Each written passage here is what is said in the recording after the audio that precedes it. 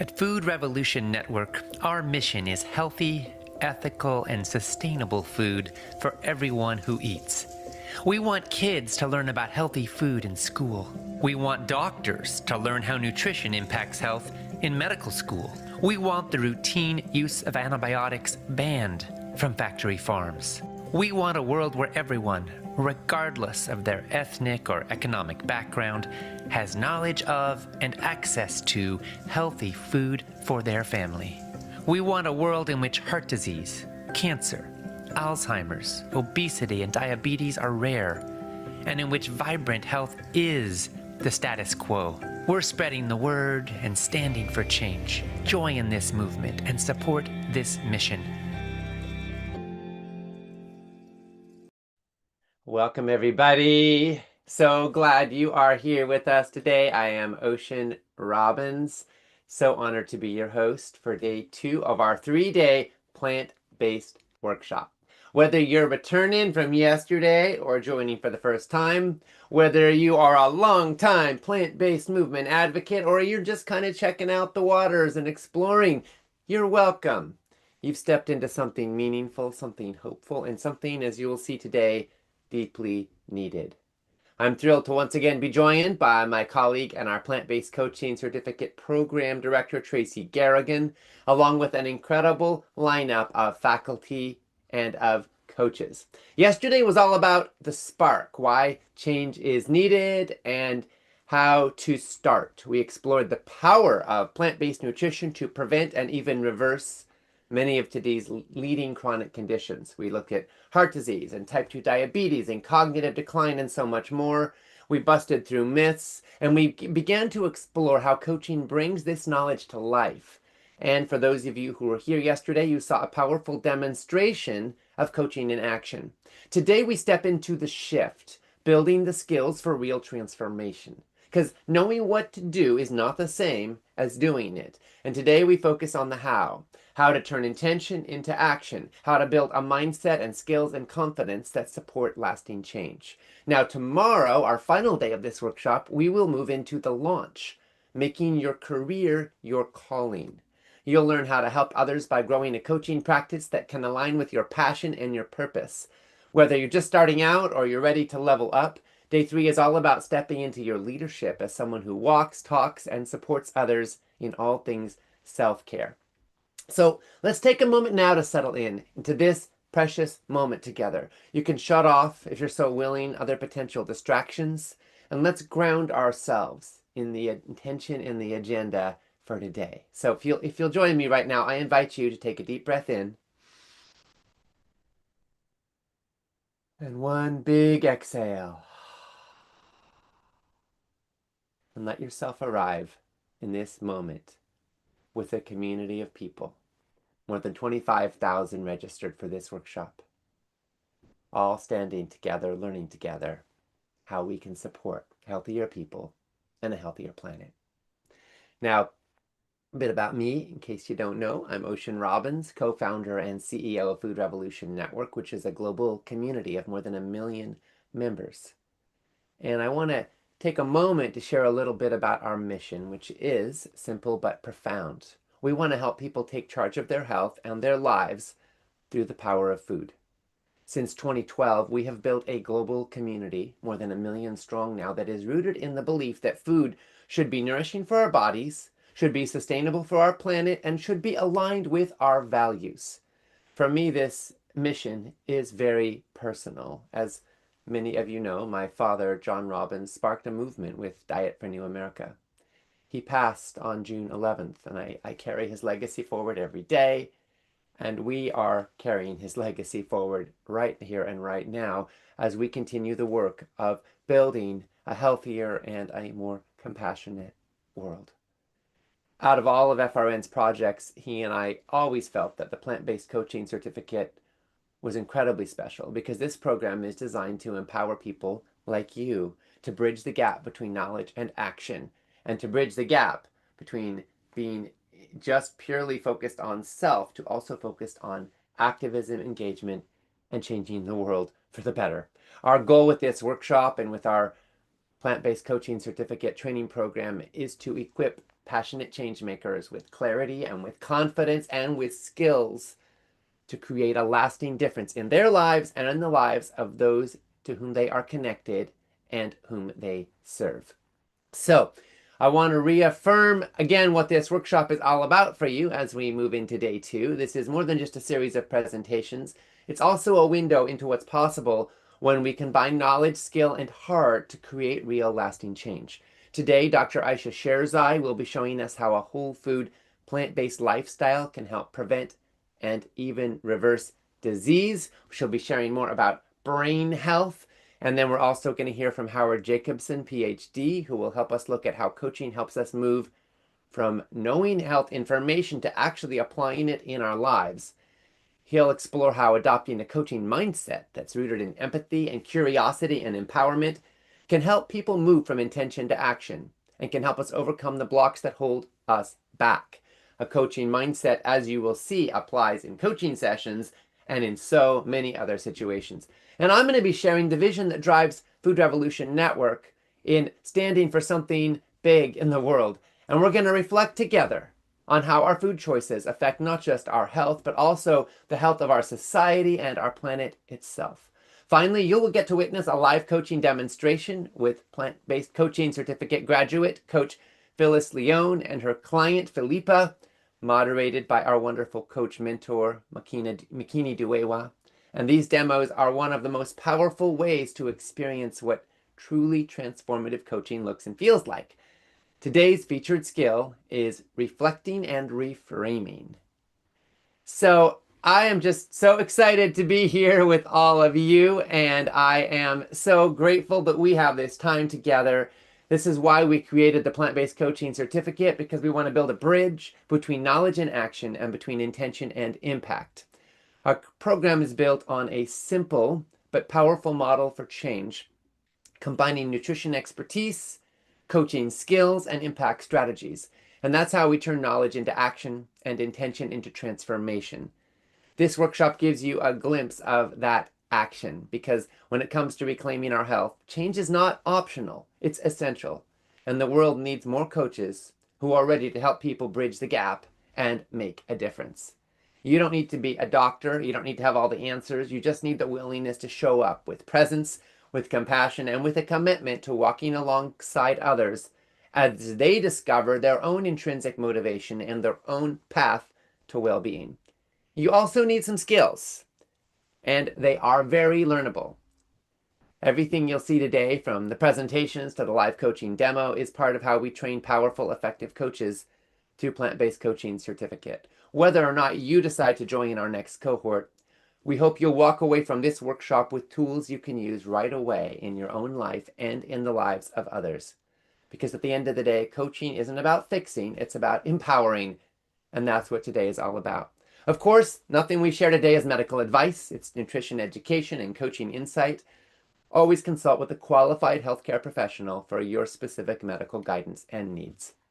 Now, a few logistics. If you're joining us on Zoom, feel free to leave questions in the Q&A box anytime. You'll find the icon at the bottom of your screen. And I will say we decided based on feedback yesterday to leave the chat box open so that folks can share where they are from and check in as we go through the day.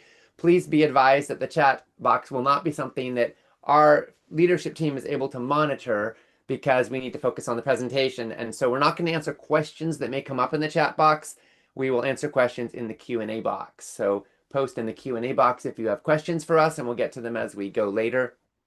We will actually have a dedicated Q&A segment after each of today's presenters, and another one at the end of the day focused on the Plant-Based Coaching Certificate. If we don't get to a question that's burning for you, feel free to always email us at certificate@foodrevolution.org. We love to support however we can. If you're watching on the broadcast page, our moderator Sky will pass along any questions intended for the panel.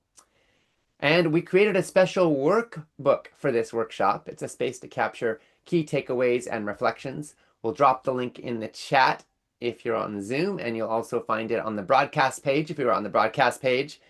And this is an amazing workshop to help you track your learnings, capture your ahas and breakthroughs, and keep on growing and learning more. Now, before we dive in further, I want to share what makes the plant-based coaching certificate program pretty unique in all the world. There's a lot of coaching programs that exist, and I think ours goes far beyond the ordinary. And I want to invite Tracy Garrigan to explain a little more about why. Welcome, Tracy. Thank you, Ocean.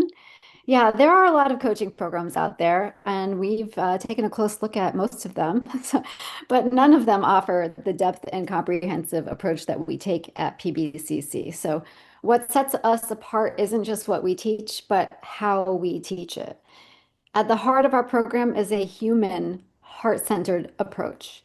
Our faculty brings decades of diverse, real-world experience, and we model the values that we teach. We show presence, compassion, curiosity, and authenticity. Learning with us is not transactional, it's transformational. And we recognize that mastery takes time and sustained support, which is why we offer ongoing access to our team and your peers in a private forum even after the program ends. Our curriculum is grounded in the core competencies of evidence-based coaching established by the National Board for Health and Wellness Coaching. And every student is trained in behavior change theory, coaching ethics, best practices, and health and wellness. But we don't stop there. We go beyond those standards by integrating powerful strategies from professional and executive coaching worlds.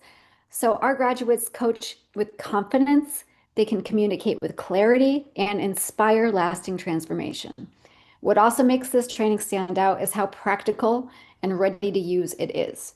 You'll receive a complete coaching framework, a rebrandable toolkit of assessments, handouts, and templates, and access to a plant-based recipe database that you can share with clients.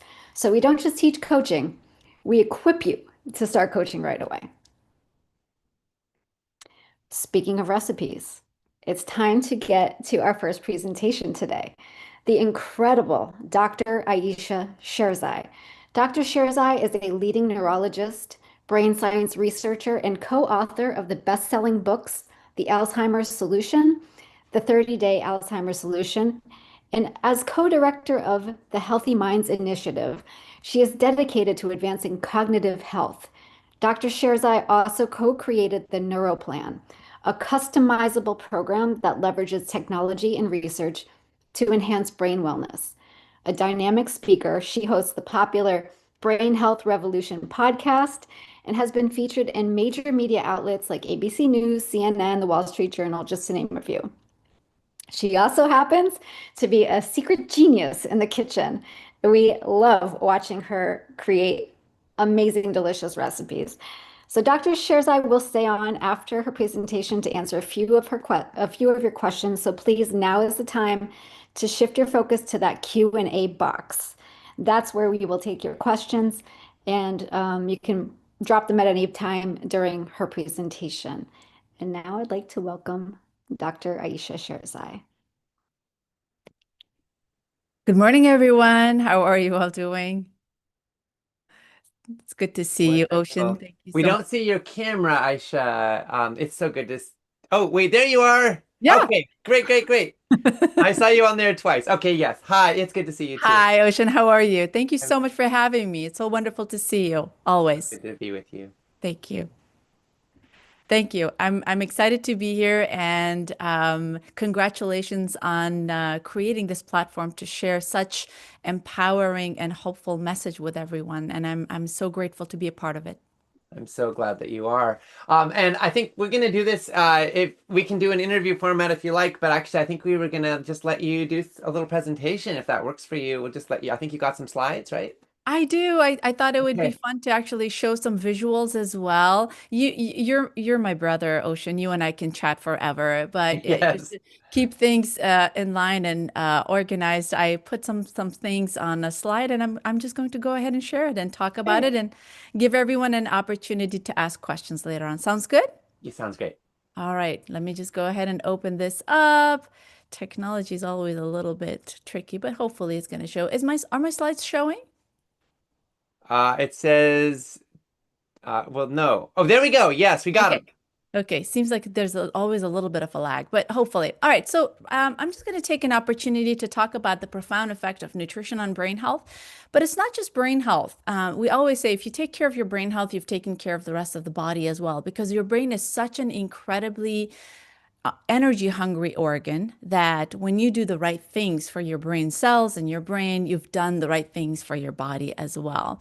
It only weighs 3 pounds. It's 2% of your body's weight, but at any moment it consumes more than 20 to 25% of your body's energy. We have about 87 billion neurons, which is crazy if you think about it. Think about 87 billion neurons. Wow. And each of them is responsible for a very, very prominent work. And each one needs nutrition. Each one needs micronutrients. So you really got to do your best to take care of it because these brain cells make a lot of connections. Each cell can make as little as 2 to 3 connections or as many as 30,000 connections each. And that makes about 1 quadrillion connections throughout. I know that we kind of throw out the word connection, but these connections essentially means how your brain cells communicate with each other and how as a whole your brain functions. So you can be sharp, you can be creative, you can be compassionate, you can be empathic, and you can be the best version of who you are. So as you can tell, I love the brain. Now the brain is at risk of not functioning well. What happens is as we grow older, we have these processes that accumulate in our body. We have inflammation, oxidation, glucose dysregulation or sugar dysregulation, and then issues with lipid or fat metabolism dysregulations. We call these the four horsemen of any chronic disease of aging, whether it's dementia, whether it's diabetes, whether it's rheumatoid arthritis. All of these essentially work together to cause damage to the brain cells and to the rest of the tissues in our body. And if we understand these concepts well and how to take care of them, we basically have that secret sauce of living a long and a healthy life until the last day of our life on earth. Now, what causes inflammation? What causes all of these things? And when you kind of like step back and look at the spectrum of health throughout your life, inflammation is an integral part of our existence, but it is expanded. It is increased with an unhealthy lifestyle. Things like not eating the right foods, things like not sleeping well, or being under tremendous amount of stress. All of these actually start damaging the infrastructure of our body. Oxidation, same thing, mostly related to being exposed to unhealthy dietary patterns throughout our lives. And we're talking about the Western Standard Diet or the Standard American Diet can cause oxidative damage to our body. Glucose dysregulation as a result of eating a lot of refined carbohydrates or ultra-processed foods or not moving enough, and a combination of stress, lack of sleep, and bad food. And lipid dysregulation essentially arises because of consumption of unhealthy fats like saturated fats, which come from animal products, or consuming fats that are oxidized, that are not sourced from plants. All of these things kind of cause damage. And I could go on and on about each one of them because each one of them is like a book chapter that we could expand on. But if we understand these and how they're related with, what we do in our life is important. How do you get rid of it? Like what are some of the things that actually happens to the brain when we have oxidative damage or inflammation? This is kind of a cool picture, but it kind of is odd as well. It's taken from this really, really awesome research article that looks at the brain and how it's impacted by issues that are related to inflammation, oxidation, glucose dysregulation, and lipid dysregulation. Now, we know that the brain is made out of cells. We always highlight the cells, but one of the things that we need to highlight as well are the arteries that supply oxygen and nutrients to the brain. These get damaged when we're under inflammatory and oxidative stress. High blood pressure, diabetes, all of these can actually damage the brain, and it could result in vascular dementia or the kind of memory problems that are related to damage to the arteries, or Alzheimer's disease, which is as a result of accumulation of harmful proteins that accumulate because of exposure to unhealthy dietary patterns and an unhealthy lifestyle.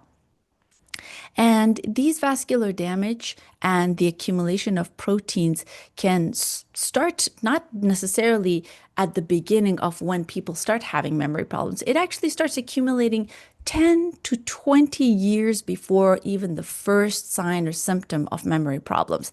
That's why I think it's important for us to understand brain health or health in general, whether it's diabetes, high blood pressure, all of these things as a spectrum and not as a singular entity that appears when you're in your 60s or 70s or 80s or beyond. As in the field of neurology, in the field of brain health, we look at it as a spectrum. This is a really good diagram that kind of describes that spectrum or that journey of health. If you look at the right-hand side, you have these circles. The first circle is early life. The second one is midlife. And then the third one is late life. And they've been able to identify risk factors that impact us at every stage of our life. And you will see very quickly that a lot of them are related to what we eat. Okay, in early life, education is a factor.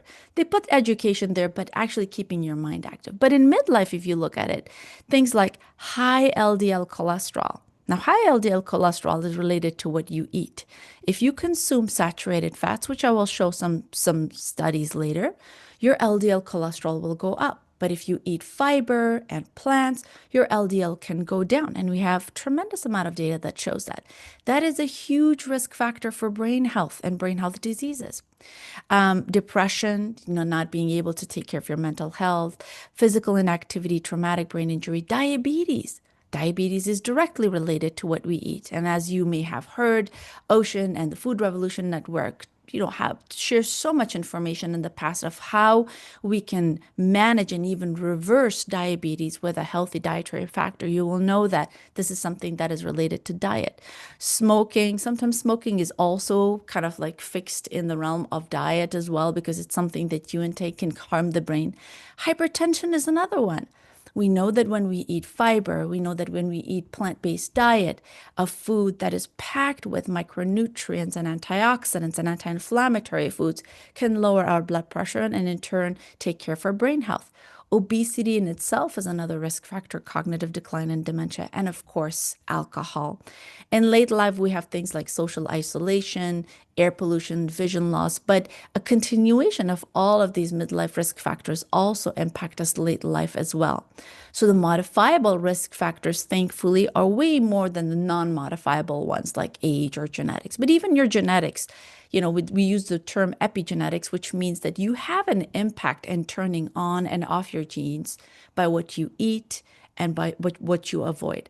But the modifiable risk factors are cholesterol, blood pressure, your diabetes or glucose metabolism issues, which are controlled with diet. And of course, there are other factors in your lifestyle like physical activity or avoiding alcohol or keeping yourself cognitively and socially active that play a huge role as well.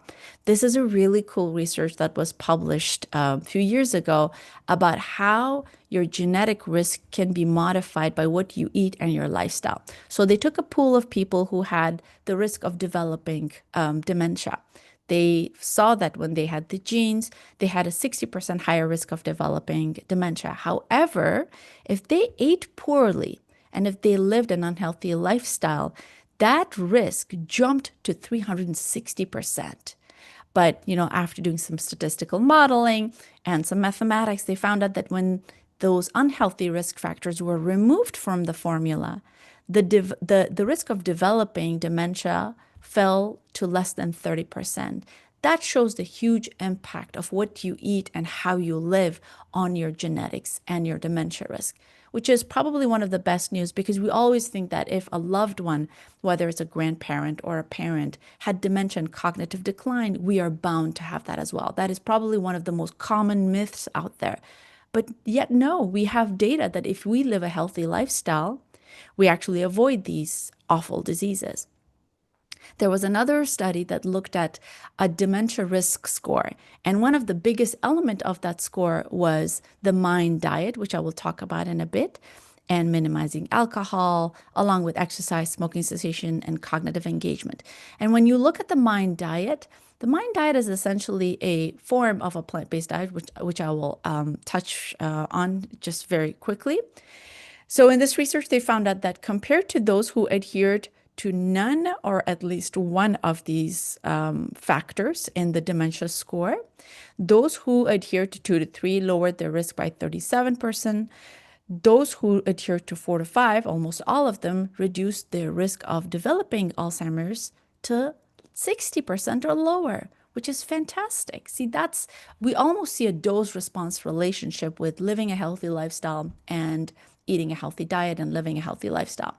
Why is food important for brain health and for chronic diseases of aging? Because it is a very important internal environment that we create. We know that when we consume the important nutrients, it can protect the brain from stress, oxidative stress, and inflammatory changes. And it's really important for us to focus on a dietary pattern instead of specific foods. I mean, don't get me wrong. Ocean and I love our blueberries. We know that they're amazing. Greens are incredible. But instead of focusing on superfoods, we tell our patients and our community to focus on the dietary patterns because it's in the synergy between these different foods that you get the benefits. What do we know as far as diet and prevention of Alzheimer's disease or dementia is concerned? MIND diet, which stands for Mediterranean-Intervention for Neurodegenerative Delay. It was created at Rush University.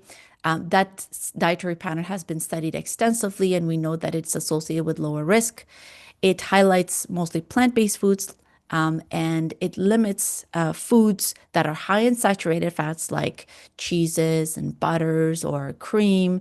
And of course, it lowers the servings of foods that are derived from animals like red meat and sweets and margarine and cheeses, and of course, ultra-processed foods as well, because we know that saturated fat has been associated with increased risk of dementia and Alzheimer's disease. The Mediterranean diet is essentially a scoring system. I was privileged to work with my mentors at Columbia University, where we kind of like created different variations of the Mediterranean diet. And when you look at it, it's not an ethnic diet or a regional diet. It's a scoring system. You get high scores if you consume vegetables, fruits, whole grains, legumes, nuts, seeds, sources of mono and polyunsaturated fats, and sources of omega-3 fatty acids. You get a low score when you consume meat, poultry, dairy, or sources of saturated fatty acids.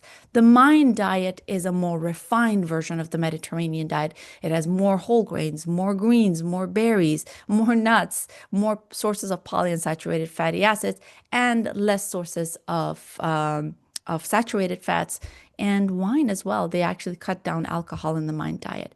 And when people adhere to the MIND diet, they, in this particular study, had a 53% reduced risk of developing Alzheimer's disease compared to those who did not follow the diet closely. This was the seminal paper that gave everyone a lot of hope. We now know that when people adhere to the MIND diet, they have slowing of their cognitive decline. In this paper, during an average of almost 5 years, they saw that when people even had the beginnings of cognitive decline, when they consumed the MIND diet, they essentially plateaued or at least slowed down the decline process significantly. We know that foods like whole grains are incredibly important. And I know that there's a war against carbohydrates. So this is the paper that I flash out on social media or to my patients all the time.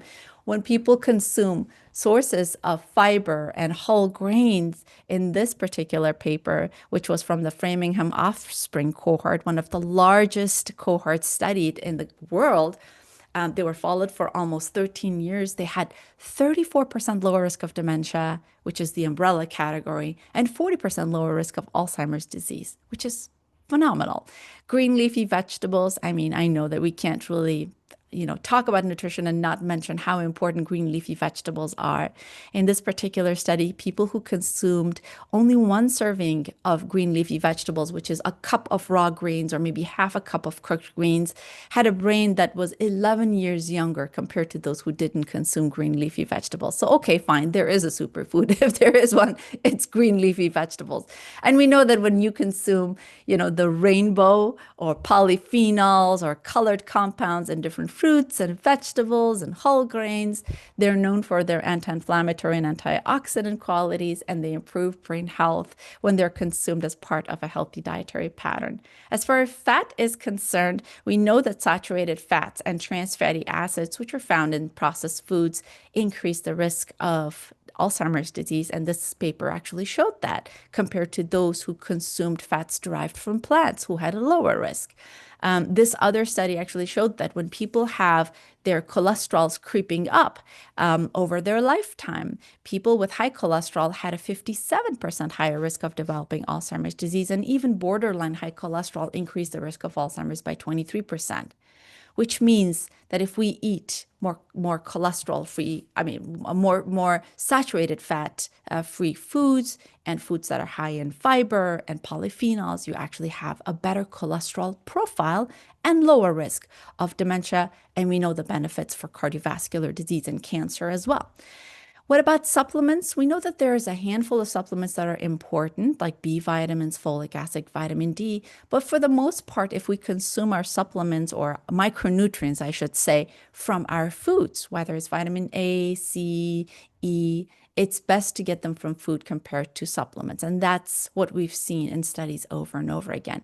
So in summary, because I want to make sure that I have some time to speak with Ocean and have some time to answer some questions, when you look at the summary of what kind of foods are good for brain health and for health in general, we'll see that whether it's the DASH diet or the Mediterranean diet or the MIND diet, the common theme is unprocessed, plant-based, or at least a plant-predominant dietary pattern. Adding polyunsaturated fatty acids are important. Reducing saturated fats is incredibly important. Deriving plant proteins or getting your proteins from plant is more beneficial, especially if you get it from lentils, bean, and soy products because they're healthy for your body, and you get so many other wonderful things in that food package. It's important to include complex carbohydrates in your dietary pattern for better brain health because glucose is the commodity or the main nutrient for your brain cells. Focusing on increasing fiber. We always focus on protein, but fiber is so important. And of course, getting a source of omega-3 fatty acids, whether it's flax seeds, chia seeds, hemp seeds, which have alpha-linolenic acid and they get converted to EPA and DHA. And for some people, getting it from supplements if they need to, whether they're algae-based or otherwise, can be very important. So that's basically what my presentation was, and I'd be happy to answer any questions that you have. Ocean? Yes, thank you, Aisha, so much. You and your husband, Dean, are such lights of clarity and wisdom in our world, in a world of so much misinformation and disinformation and agenda. You study the data and so sincerely are a student of what is so and what is useful. Thank you Right? so much, You don't Ocean. just get bogged down in data for its own sake. You're interested in research and data that will help improve people's lives. Uh, And Thank you for saying that. Yeah, I agree. I think it's really important for us to share evidence-based information in a world just bogged down by misinformation. for those who don't know, Aisha is, of course, part of the faculty in the plant-based coaching certificate, and along with so many of other wonderful people. And also, we have a number of programs that feature her and Dean in Food Revolution Network's larger community, and I'm proud of all of them and just so grateful to be working with you. So let's get to a few of the questions. Let's see. Paulette said, "My mother has full-on Alzheimer's and is currently living in an assisted living facility. We're in the process of bringing her home to live with myself and my brother. We know she would be better living with us mentally and physically. I'm hopeful we can really tweak her diet to a more healthy brain diet. We're hoping to improve her ability to engage a little more. She is down to simple questions and answers. Very simple. Do you believe that diet can help her situation at this point?" Oh, I'm sorry to hear that, Paulette, that your mom is going through this. And I'm actually happy that she's coming back home. I think that's going to be really good for her. As someone who's experienced Alzheimer's disease, in my patients and in my family, I know how valuable it is to be surrounded by love, by even your voice and familiarity. As far as diet is concerned, I'm going to be honest with you. There's a lot of people who are saying that you can reverse Alzheimer's disease with dietary pattern, and we really don't have any objective evidence. So I just wanted to kind of say that because I didn't get a chance to say that during my talk. You can significantly slow down the process. And I think it's important for your mom to get the right kind of micronutrients and foods.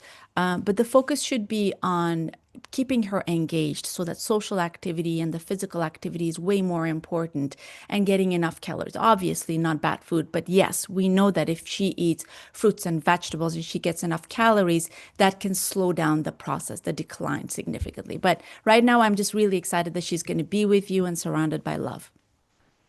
Yeah, thank you. And we've got a number of questions on LDL and familial elevated cholesterol and LDL, asking about that. Any thoughts to share? Obviously, the brain's a vascular organ, and you talked a lot about the link between cholesterol and brain health. Yes. So when people have what's being called familial elevated cholesterol, which I guess means genetic, like what to do then? Yeah, I think in those situations where you've done everything and you're eating a very clean diet and you're exercising and you've tried your best to lower LDL, but it just doesn't go down. This actually happens to people who have familial hypercholesterolemia or lipidemia. It also happens to individuals who may have a copy of the gene ApoE4. It just, it makes your lipid regulation or metabolism inefficient. In those situations, I turned to medication. I might be a unicorn in that world where I do believe that medication and medical care is incredibly important. We have a lot of data showing that when people resort to medication, if they can't lower their LDL cholesterol, they do avoid Alzheimer's disease. They definitely avoid cardiovascular disease and stroke as well. So that would be a conversation between a client or a patient with their healthcare provider to find out what are some of the ways to lower LDL. And I was just with Dr. Kim Williams, who is former president of the American College of Yes. Cardiology, and he was saying that a whole foods plant-based diet can lower LDL about as much as statins do, Definitely does. which is remarkable. Hmm. He said there are some patients who need both. Yes. Like you want to opt, you don't want to mess around with your life. And ideology is not as important as your survival. So, Absolutely. a whole foods plant-based diet is incredibly powerful. The fact that it's as powerful as the best medicines we've got for this is pretty remarkable. Agreed. But there are situations where, you need both to really get to a healthy level. So he says, why not use every resource you've got to optimize your well-being? And of course, diet is the first thing to try because it doesn't have side effects except good ones. But statins can be beneficial to some people, and the research shows that. So I completely agree. no need not to, no shame there. Absolutely. Benita asked, is it possible to have cholesterol levels that are too low?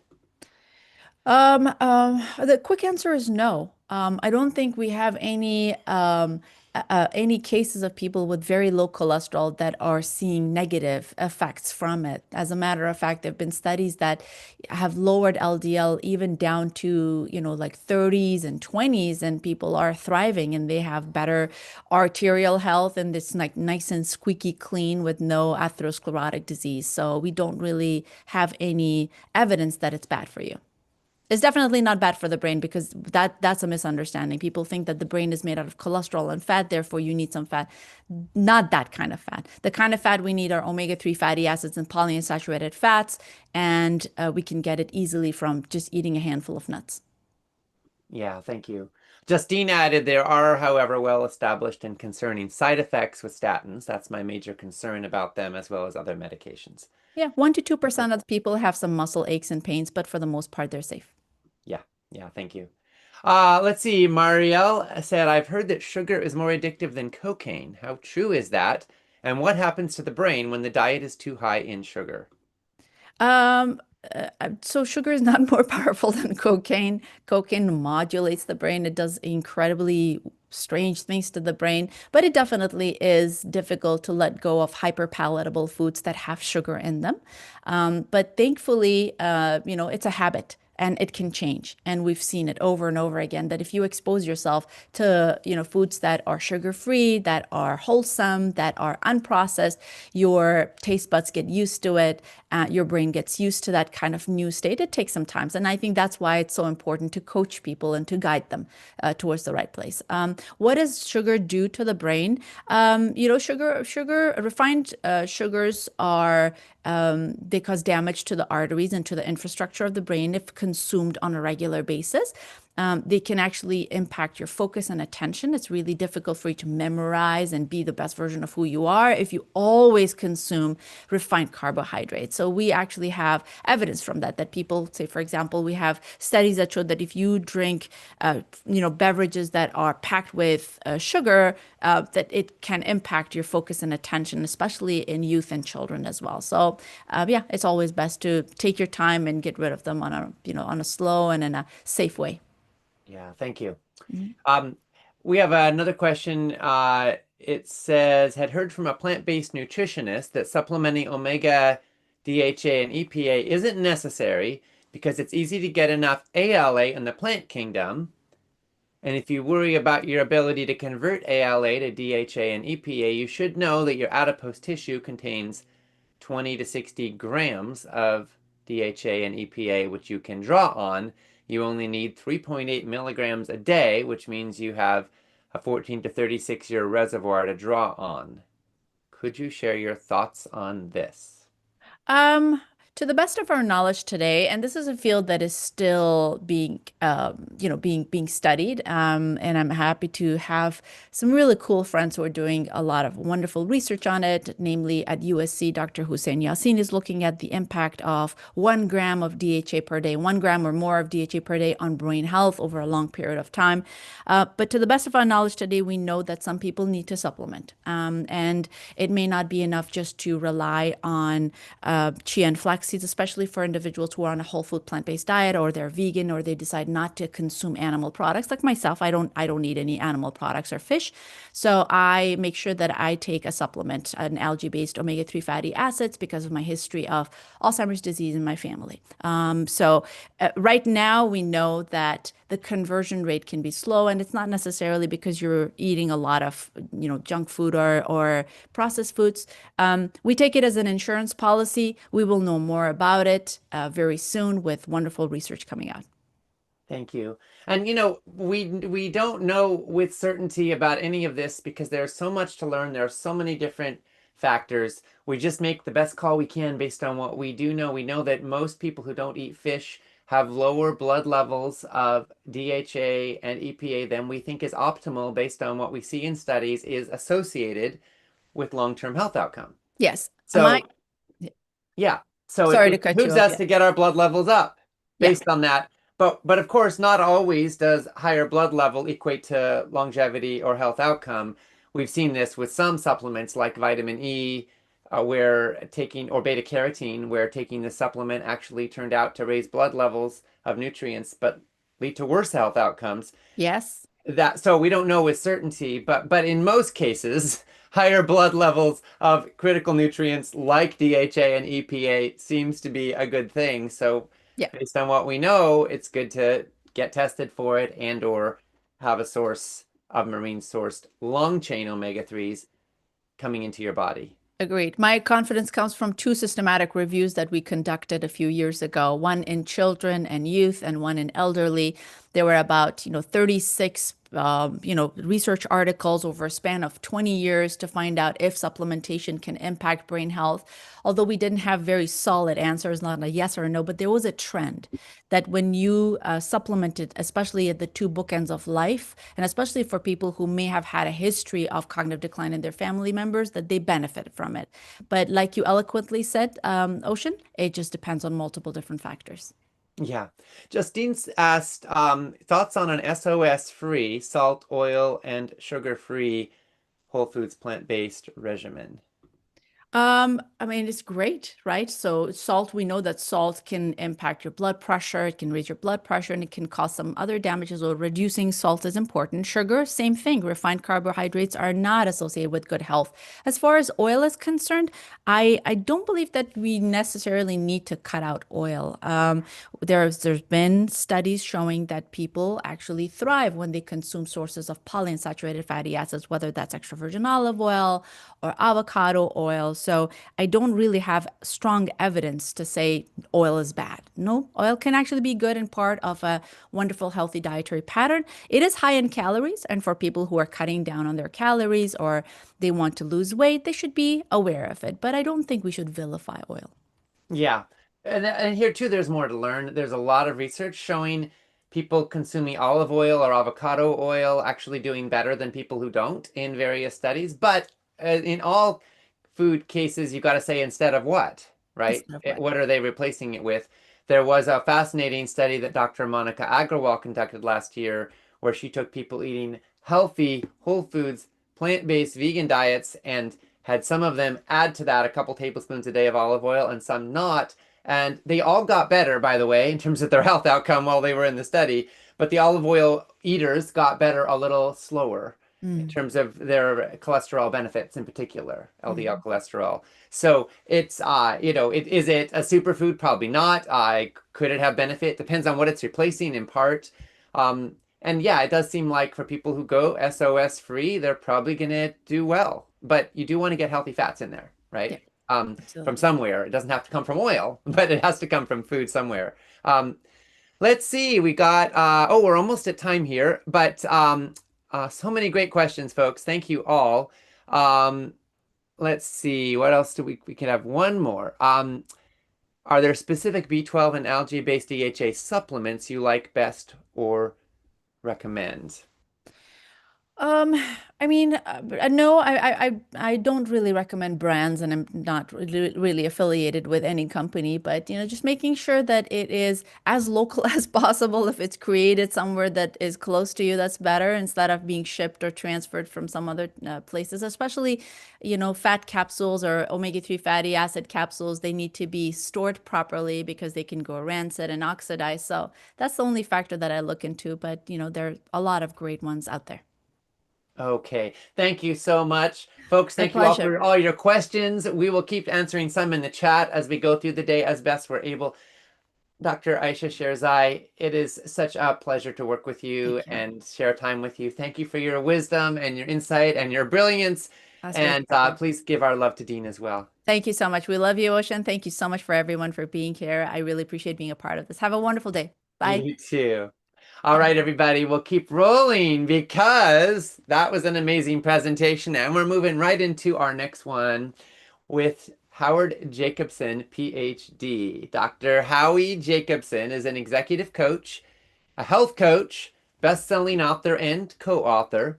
His books include You Can Change Other People. That is a provocative title. He wrote it with Peter Bregman, as well as Sick to Fit, Whole, which he wrote with Dr. T. Colin Campbell, and Proteinaholic with Dr. Garth Davis. He's also been a critical part of Food Revolution Network's cookbooks, including Powered by Plants and Real Superfoods. And he hosts the Plant Yourself podcast. He trains health coaches at the WellStart Health Coaching Academy. And around here, our students know him as Coach Howie.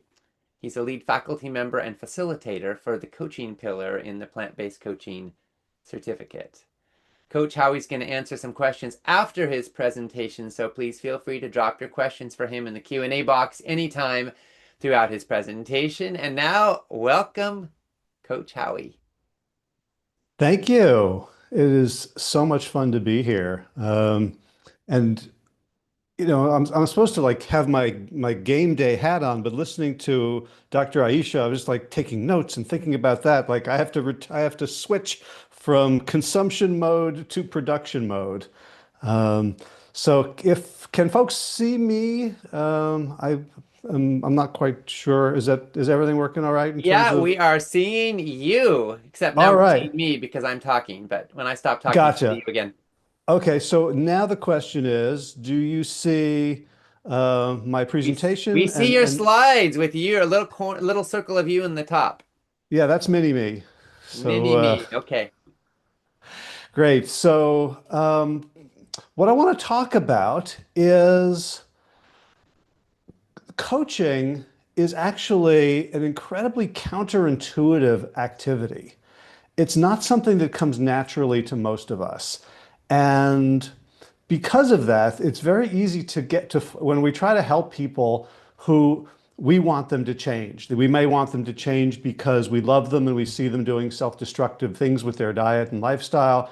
We may want them to change because we see the world in the state that it's in and we know how food choices can affect that. We may want them to change because they want to change and they're frustrated and they may look to us as paragons of health or as good sources of advice, wisdom or advice or of caring.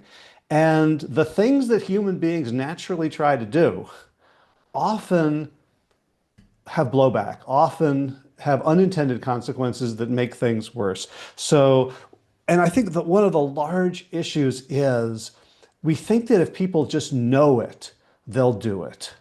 And let's test that right now. So think about your own life. Is there anything that you want to do, should do, know how to do, and you're still not doing it consistently, whether it's physical activity or maybe a spiritual practice or a mental health self-care practice like meditation or journaling or reaching out to a family member or food or whatever it is there something that's like, I know if I did this, things would be better and I can even do it, but I'm just not doing it consistently. And the question is, why? And to answer that, here's the agenda. I want to talk about the sobering neuroscience of habit change, because it turns out that our brains don't really want us to change. It's a very dangerous thing for our brains to be like, oh, let's try something new. So they're very conservative. And I'll talk a little bit about what doesn't help, but we do it anyway. And then the coaching mindset. So, and you can see these are, there's skills involved and there's tools involved, but really that the basis of it is a different way of thinking about human beings and how we can be supportive.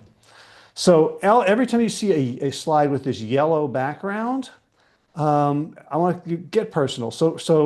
Let's shift from you to somebody else. So think of somebody in your life whom you want to change in some way. And ideally, for the purposes of this conversation, is related to their diet or another health behavior. And English majors will notice that this is an ambiguous sentence. Think of someone in your life who you want to change. English majors should also notice that it should be whom, probably. But who you want to change. You want them to change or you want to change them. Purposefully ambiguous. So think of someone.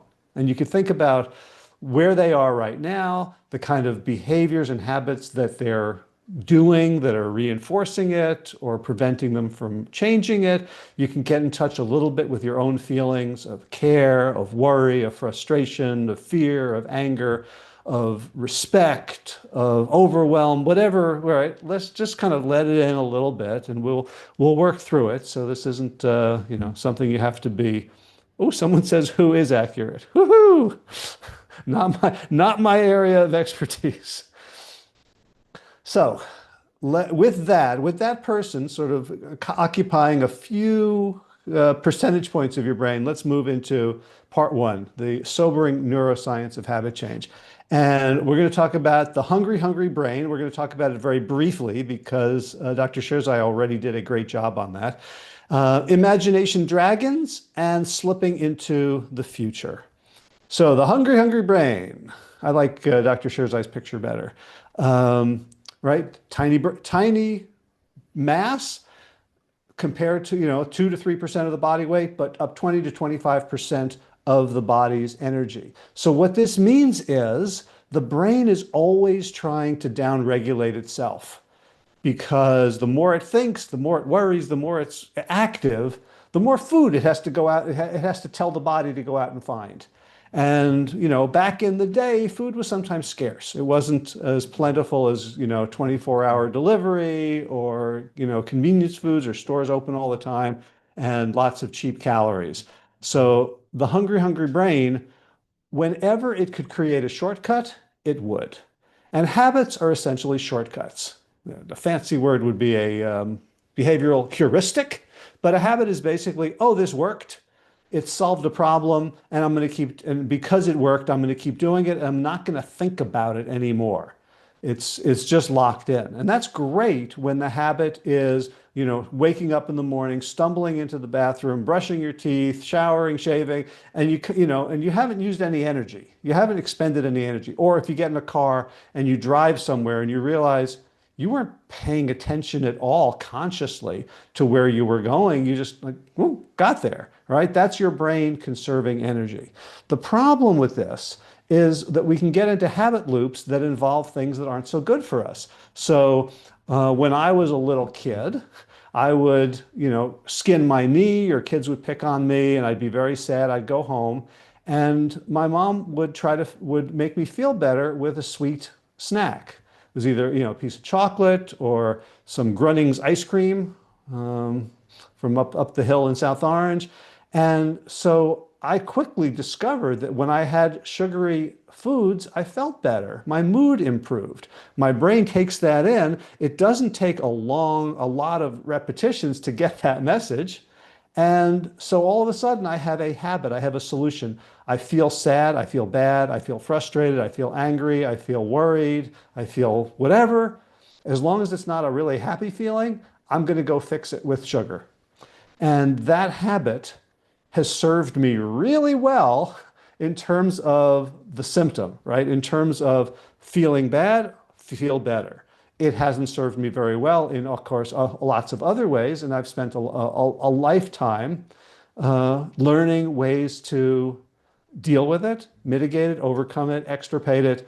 And, it's part of the reason that I got so interested in human behavior. But the idea is that the habit loop can become a very powerful thing. And every time we engage in the habit loop, so one thing the Sherzais teach, and I think it's in the Food of Evolution Brain Health course, is think about a newly fallen snow and you walk across it. It's a thick, thick snow, and you walk and your feet sink down 4 or 5, 6, 7 inches. But every time you then walk, it's a little bit easier to walk in that path, and it eventually becomes a rut. And if you ever want to take a different path, you have to go far afield. So this is what we can think of when we think of the hungry, hungry brain. Okay, so question. Let's move me out of the way there. What are some of your person's habit loops? And you're not going to have time to really get into this right now, but just take a quick second and think about what are the conditioned behaviors. So we got the trigger, something, whether it's external or a feeling, a thought, a mood, and what do they go to? So let's keep going and move me back up. I should be fine there. And these are I call imagination dragons. And I have to say, I asked AI said, can you draw a dragon for me? And this is what it came up with. And I thought this was so fantastic that I had to use it. So for those of you who are worried that AI is going to take all of our jobs, I think this proves that we can breathe easy for a little bit longer. So this was the dragons that I got from AI. So the imagination dragons.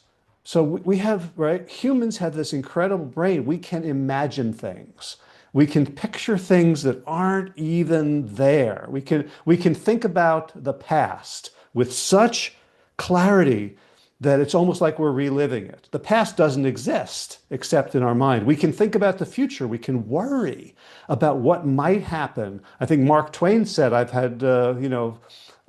worried about many terrible things in my life, most of which never happened, something like that. So what we can do, so our brains, again, they're basically just trying to keep us alive. They're basically trying to figure out how we can survive, reproduce, give our kids the best chance of living to reproductive age themselves. And one of the things that we do that our brain's always looking out for, think about a submarine, boom, scanning for danger. So, and we have this neurology, this physiology that responds instantaneously when we discover danger. You see a car coming at you, you jump out of the way. You can lift, picture, there's stories of people lifting cars off of infants. There's, superhuman feats of strength, running, fighting. So it's fight or flight, right? If we think it should be flight or fight, right? Run away first. Brain says, be safe rather than sorry. But if you can't run away, fight, get big, right? Get your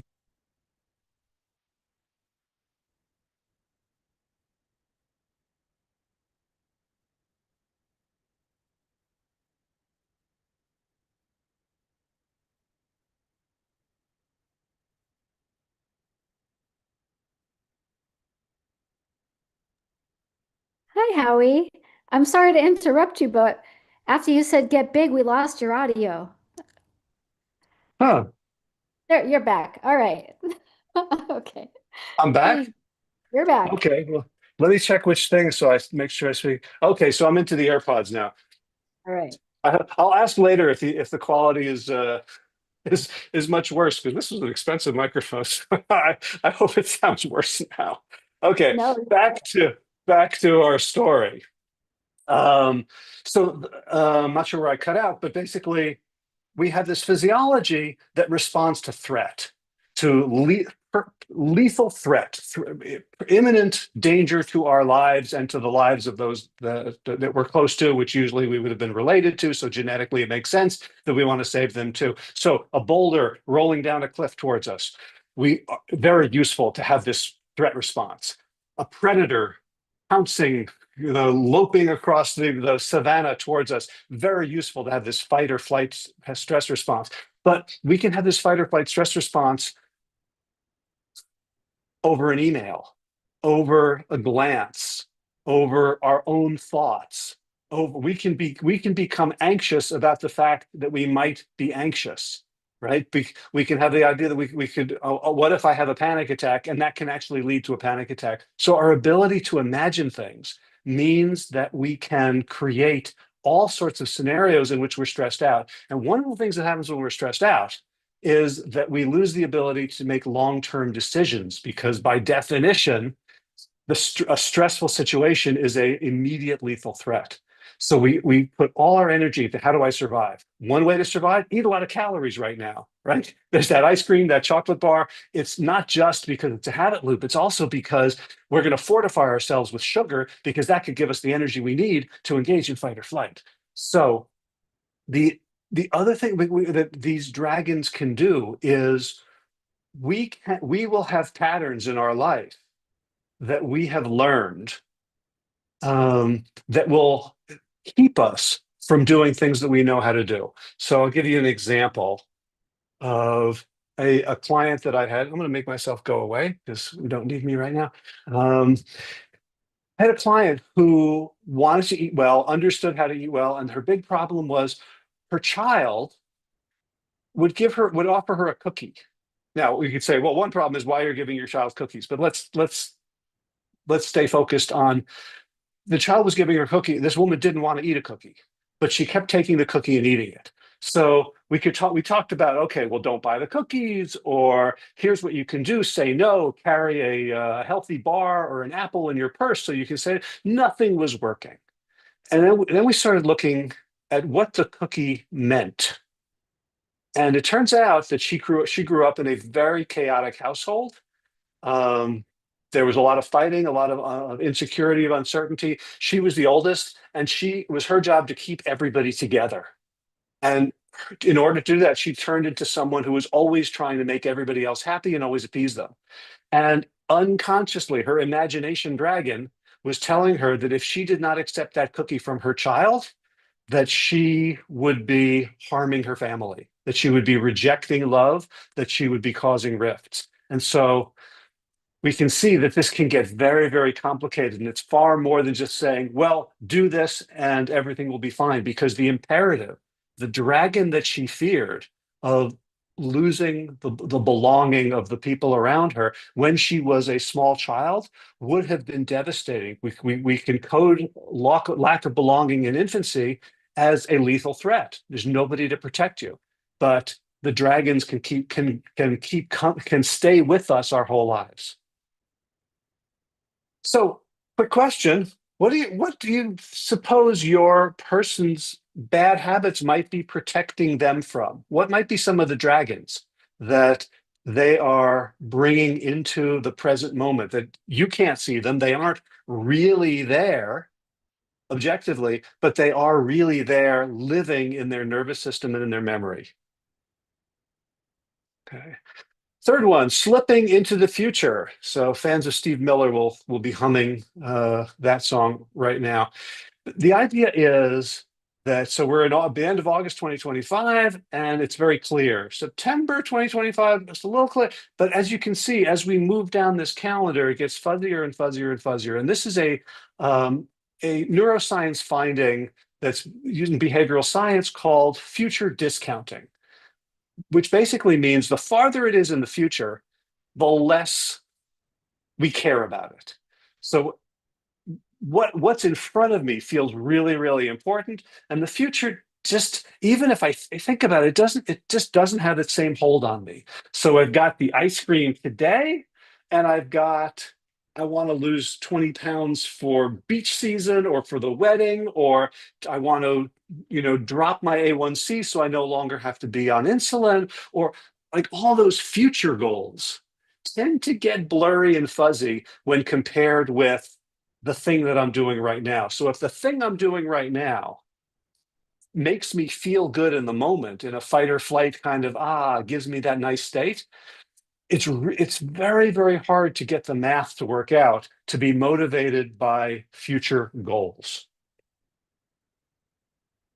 So another question, think about your person. What might they have to sacrifice right now to achieve a future health goal? I went and worked out this morning. I don't enjoy working out. Like, it hurts. My trainer makes me do things that I don't like to do. Right? That's why I have a trainer. If I didn't have a trainer, I wouldn't do them. He's like, 10 more, or hold it, higher or stronger. So it's always a sacrifice. Now it helps that, I like him. It's fun to feel better. It's fun to complain to him. But it's pain now for pleasure in the future. So think about, what might your person have to sacrifice right now? Part two, what doesn't help, but we do it anyway. Here's some things that don't help: coming across as an expert, judging others for their behavior and choices, and trying to fix and rescue people. And man, I plead guilty to all three of those. These are my defaults. This is how it makes sense to me when I see people doing things that I think they shouldn't be doing. And thank goodness I discovered coaching, which helps me to moderate and modulate and have a couple of different tools in my toolkit. So coming across as an expert could sound like, somebody's talking to someone and they want your help, or they want your advice, or they don't, and you just want to give it anyway. Like, just do this. Eat salad before every meal. It works for me. Or whole food plant-based diets are proven to reverse type 2 diabetes. Here's a good one. If you want to stop eating ice cream at home, stop buying ice cream at the store. Now, are those correct, accurate, true? Yeah. Not globally, but like, this is not bad advice. This is not being, an idiot. This is useful, and in certain contexts, when a person discovers these things, they can be very helpful. But when we come across as experts, we have created a dynamic of up and down. We're up, they're down. And when that happens, people feel criticized. They go into defensive mode. Even more so when they feel judged. Are you really going to eat that? I have a friend who wanted to get off sugar. We were having dinner, and he ordered like cookies for dessert.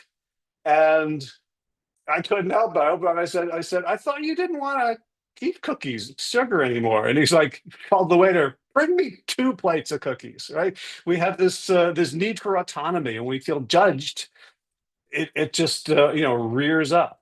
You'll feel so much better when you lose that weight. That looks like motivation, right? But it's, of course, a judgment. And wait, you still have a farmer's market in your town? You're eating fast food? Right? So these are things that we blurt. They come to mind. And because we care, because we're scared, because we don't know what else to do, this is such a common means of communication, of trying to help people to change. Fixer or rescuer. So now I care more about what your health than you do. Oh, I made this for you. I brought over. Look, it's asparagus. It's yeah, it's a cashew cheese. It's not real bechamel. Oh, following up, sort of holding them accountable. Well, so how many salads did you have this week? Hey, did you go to the gym?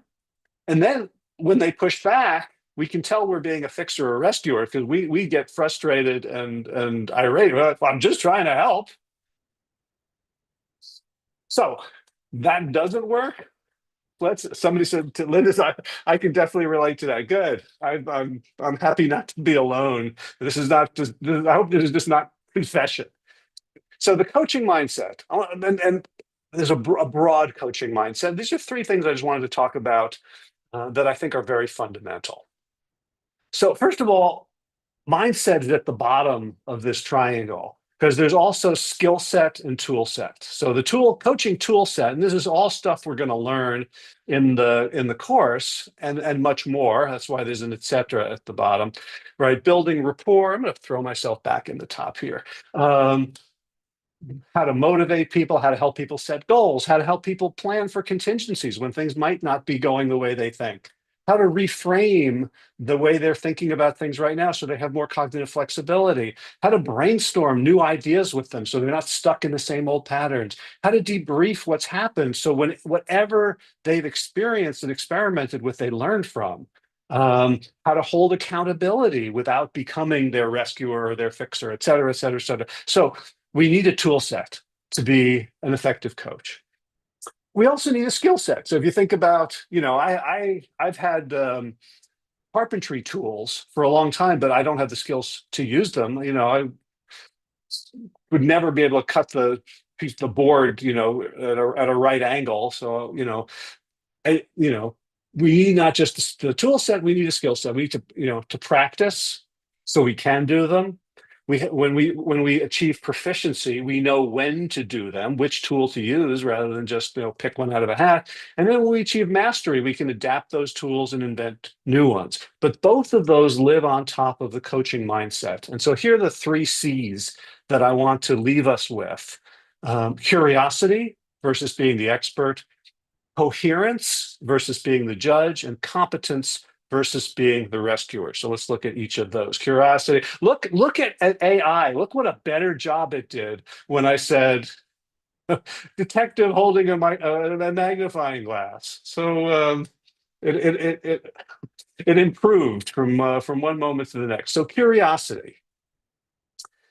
George Harrison, with every mistake, we must surely be learning. So as a coach, you start out by being curious about your client. You don't say, oh, this is what you should do, because you know what? Even if you are an expert, and we have a lot of experts in this community, and I helped out in a lot of books. There was a time where I felt like, boy, I really know this research. I wrote a book with Colin Campbell, wrote a book with Garth Davis. I'm like, I know stuff.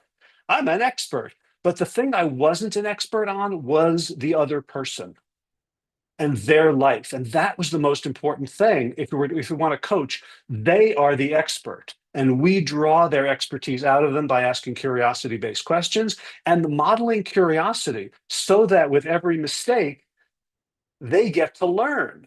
So we don't say, okay, do this, and you're either going to succeed or fail. We say, try this and come back and let's see what we can learn from it.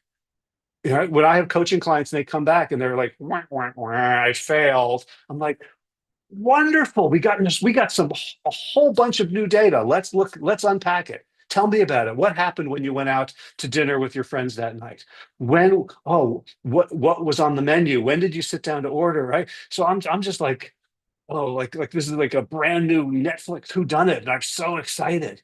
And that changes the client's mindset as well, to become curious about themselves, because as we've seen, a lot of the forces that act upon us in our habits are unconscious.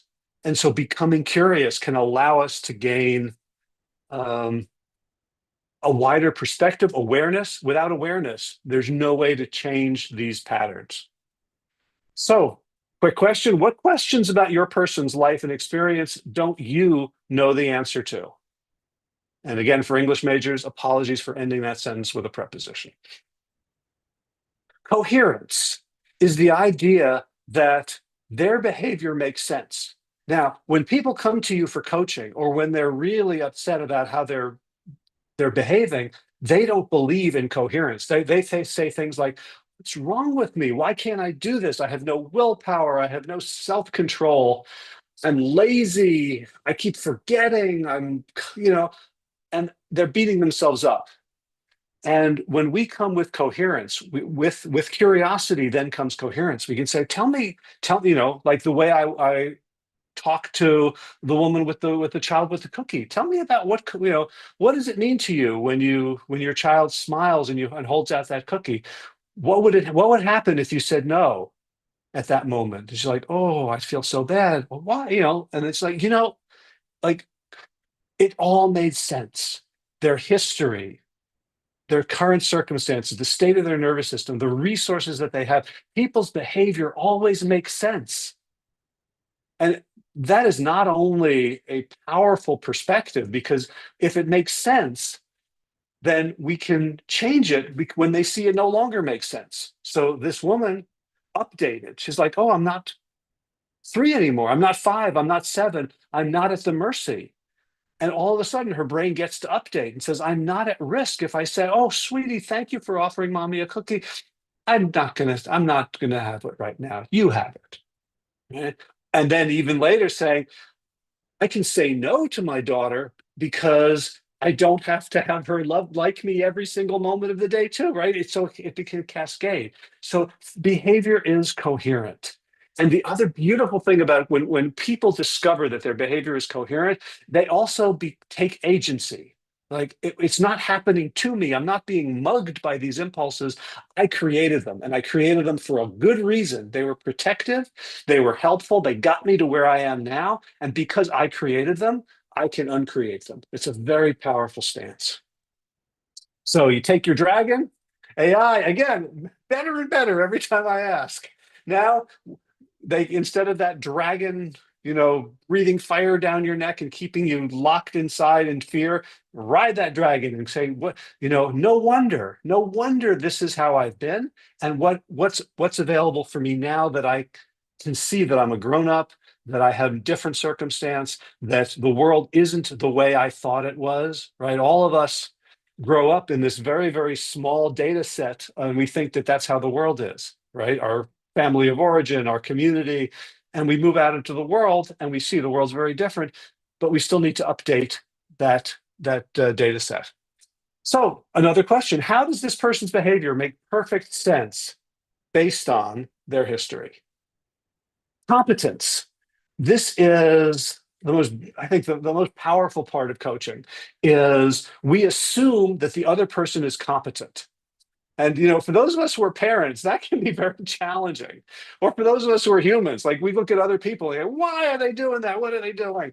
But the assumption of competence, that they have skills, resources, intelligence, good intentions. Because once we're curious, and once we understand coherence, we can see people are actually doing amazingly, right? The person with a habit that we think of as terrible has been, taking care of their mood. They have been, protecting themselves from whatever.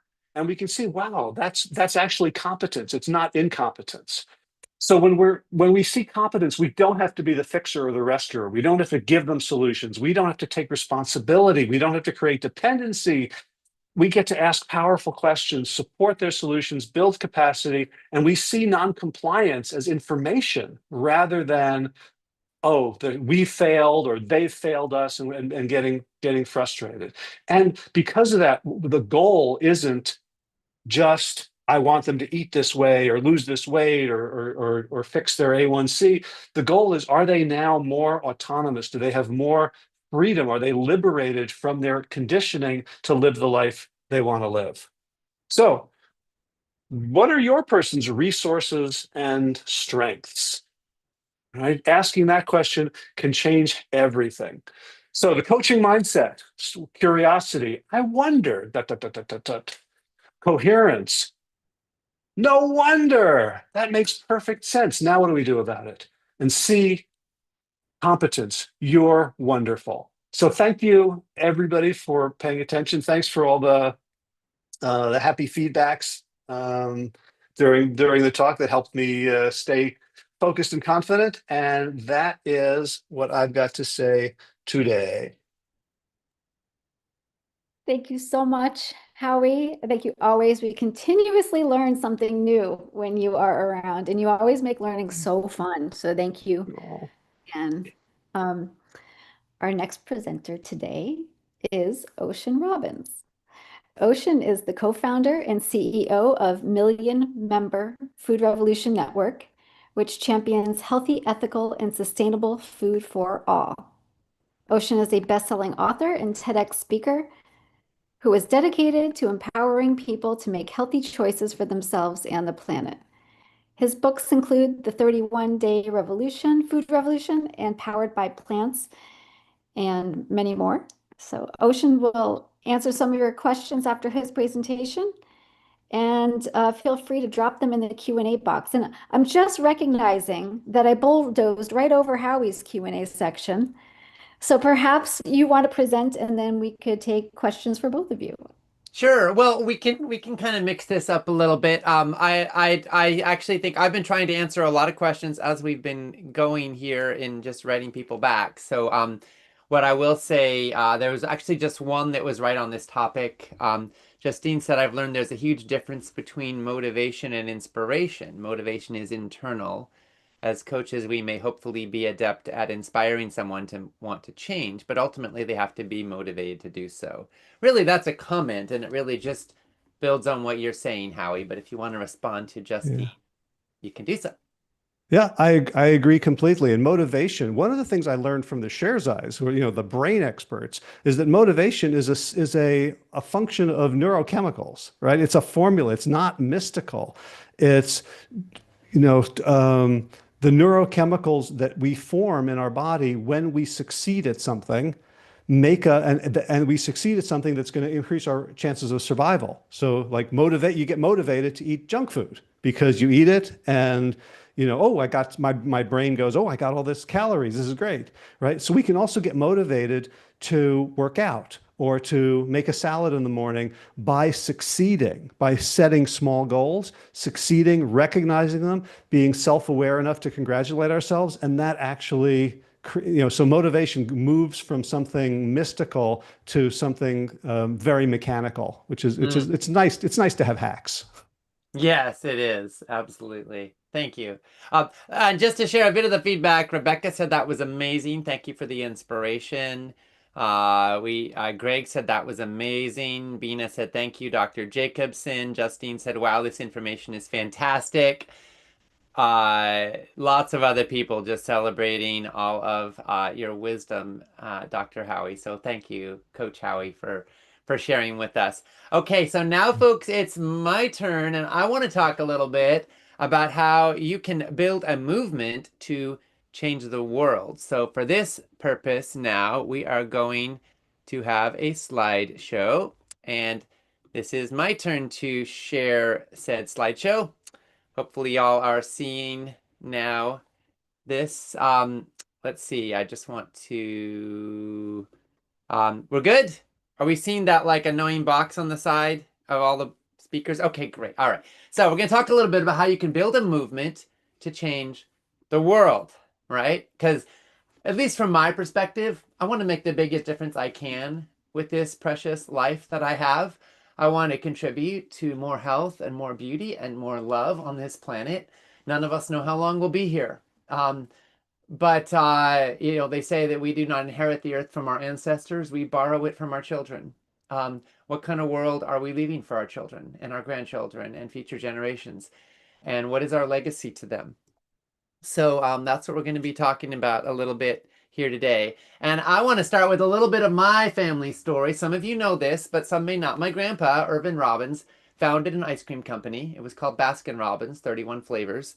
And my dad, John, grew up with 31 flavors of ice cream in the freezer, and an ice cream cone-shaped swimming pool in the backyard. He was groomed to one day join in running the family business. He ate a lot of ice cream, and he was working in this factory starting at the age of 7, 8 years old. Um, as he got a little older, my grandpa was grooming him. He wanted my dad as his business partner. But then when my dad was in his early 20s, my grandpa's brother-in-law and business partner, Bert Baskin, was dying of heart disease. He asked my dad, will you join me in running this company? And my dad said no. And he walked away from a path that was practically paved with gold and ice cream to, as we jokingly put it in our family, follow his own rocky road. And he ended up moving. Oh, and he had lost his brother-in-law, Bert Baskin, to heart disease at the age of 54. So he just didn't want to spend his life selling ice cream. And he ended up moving with my mom to a little island off the coast of Canada, where the two of them built a one-room log cabin, grew most of their own food, practiced yoga and meditation for several hours a day, and were back to the land of hippies. And they named their kid Ocean. And they almost named me Kale. This is before kale was cool. But we did eat a lot of kale and cabbage and carrots and veggies from the garden. And I grew up monetarily poor, but feeling rich in love. My parents loved me so much. I also ate a lot of veggies and healthy food, including berries. I loved wild berries that we would pick on the island. And rumor has it I ate the entire bowl you see before me in this picture. As I got a little older, my dad ended up, writing a book called Diet for New America. And as it came out, it influenced my grandpa, Irvin Robbins, who read the book, changed his diet, and credited it with helping save his life. There was certainly estrangement in our family along the way. When I was young, my grandpa and my dad did not have a close relationship, but over the years we saw that blood can be thicker than ice cream. And Diet for New America did indeed become a runaway bestseller, inspiring millions of people to look at their food choices as an opportunity to make a difference in the world. I decided to do what I could to reach out to my generation. At the age of 16, I founded a nonprofit called Yes. We organized a national tour speaking to school assemblies about the environment and how young people could be part of the solution on planet Earth. We reached more than 650,000 students in schools all across the US and indeed in other countries as well. And then over time, we started focusing on week-long leadership development trainings for young activists all over the planet working for peace, justice, human rights, and sustainability. We served always plant-based food, and we brought people together from all over the globe, some of whom have gone on to become elected officials and social change movement leaders in their own right. And the opportunity for me to work with people all over the planet was so powerful, and it also showed me that everybody eats, and that what people are eating all over the globe is having profound impact on their health and their well-being. In 2008, my family's life savings evaporated in the Madoff scandal. Some of you may have heard of this story, but my dad had walked away from the ice cream empire. He had no access to trust fund or family wealth. He had then built up some financial security for our family through his books and speaking tours through the years. And I was counting on that. My wife and I have special needs twins at that time. They were 7 years old. And we were counting on my parents' support to be able to take care of my kids when we got older. And I was running a nonprofit still. And then this happened. And suddenly our family was in dire straits. An amazing thing unfolded, which was that a lot of people who had read my dad's books and been inspired by his work heard about what had happened and started sending gifts, large and small, by the hundreds, to our mailbox. And so literally that was enough for my family to get out, to survive long enough to be able to, my dad to get a new book out the door and make it through a really tough time. But I realized I couldn't make a living that would actually enable my parents to retire in dignity and my children to be taken care of long term if I was working at a nonprofit. I needed to find some way to make a bigger living and make a bigger difference, hopefully, at the same time. So that's part of what inspired me in concern for my children and our whole family's well-being, to launch Food Revolution Network with my dad in 2012. And my vision was, is there a pathway for social entrepreneurship? Is there a pathway for making a good living and making an even bigger difference? You know, in the nonprofit world, in order to fundraise, we had to take time and energy away from projects. And in order to do projects, we had to take time away from fundraising. But in a social entrepreneurial scenario, it could actually be possible, it seemed to me, that the better work we do and the more we serve people, then the more revenues there will be, and we could actually scale something and hire more staff and grow and perhaps make a bigger impact. So that was my vision. And I decided to join with my dad because I saw the power of food to change lives. So we launched Food Revolution Network in 2012. And we were launching it in response to some realities. And this is something that I want to really land in, because the thing is that that there's a lot of folks out there selling this and that and that and this. And there is something that can distinguish you in any marketplace, which is when you have something called integrity, authenticity, values, and perhaps a bigger vision for what you're actually standing for and what you're working for. So at Food Revolution Network, we've never just been about like individual people getting healthier. We've always been about also looking at systemic change and systemic realities and how we fit into that. So the United States spends $4.8 trillion per year on what we call healthcare, which is really disease symptom management. An estimated 90% of that is spent on treating the symptoms of chronic diseases as opposed to acute conditions. And that's $3.7 trillion. Just for reference, that's more than 4 times the US military budget, for point of context. So as we're having so much discussion about politics and money and budgets, it's worth noting that we are wasting an enormous amount of money on treating the symptoms of diseases that maybe didn't need to happen in the first place, because as we're learning, much of our chronic diseases could be prevented or even reversed with diet and lifestyle. Research tells us that up to 80% of chronic diseases could be prevented with lifestyle changes like tobacco cessation, improved diet, moderate exercise, and of course, maintenance of healthy weight.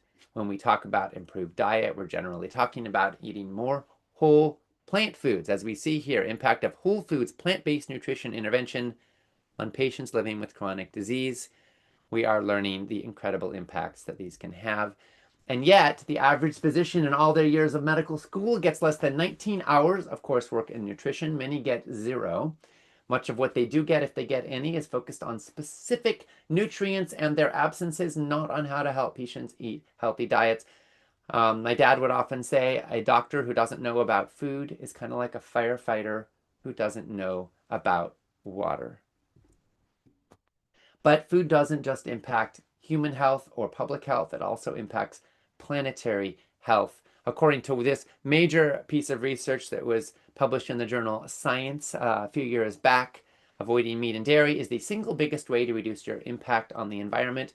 They specifically analyzed data from over 40,000 farms around the world and determined that livestock production provides 18% of global calories, but takes up 83% of the world's farmland. If just theoretically the whole world went vegan tomorrow, I'm not saying that's going to happen, but just stay with me here for this theoretical thought experiment, we could instantly free up an area of land equivalent to the entirety of the United States, European Union, China, and Australia combined. That land would instantly be freed up. It could be used for solar farms and wind farms, or reforestation, or biodiversity, or so many other wonderful things to regenerate our soil and our land and return our world to more health and vitality for future generations.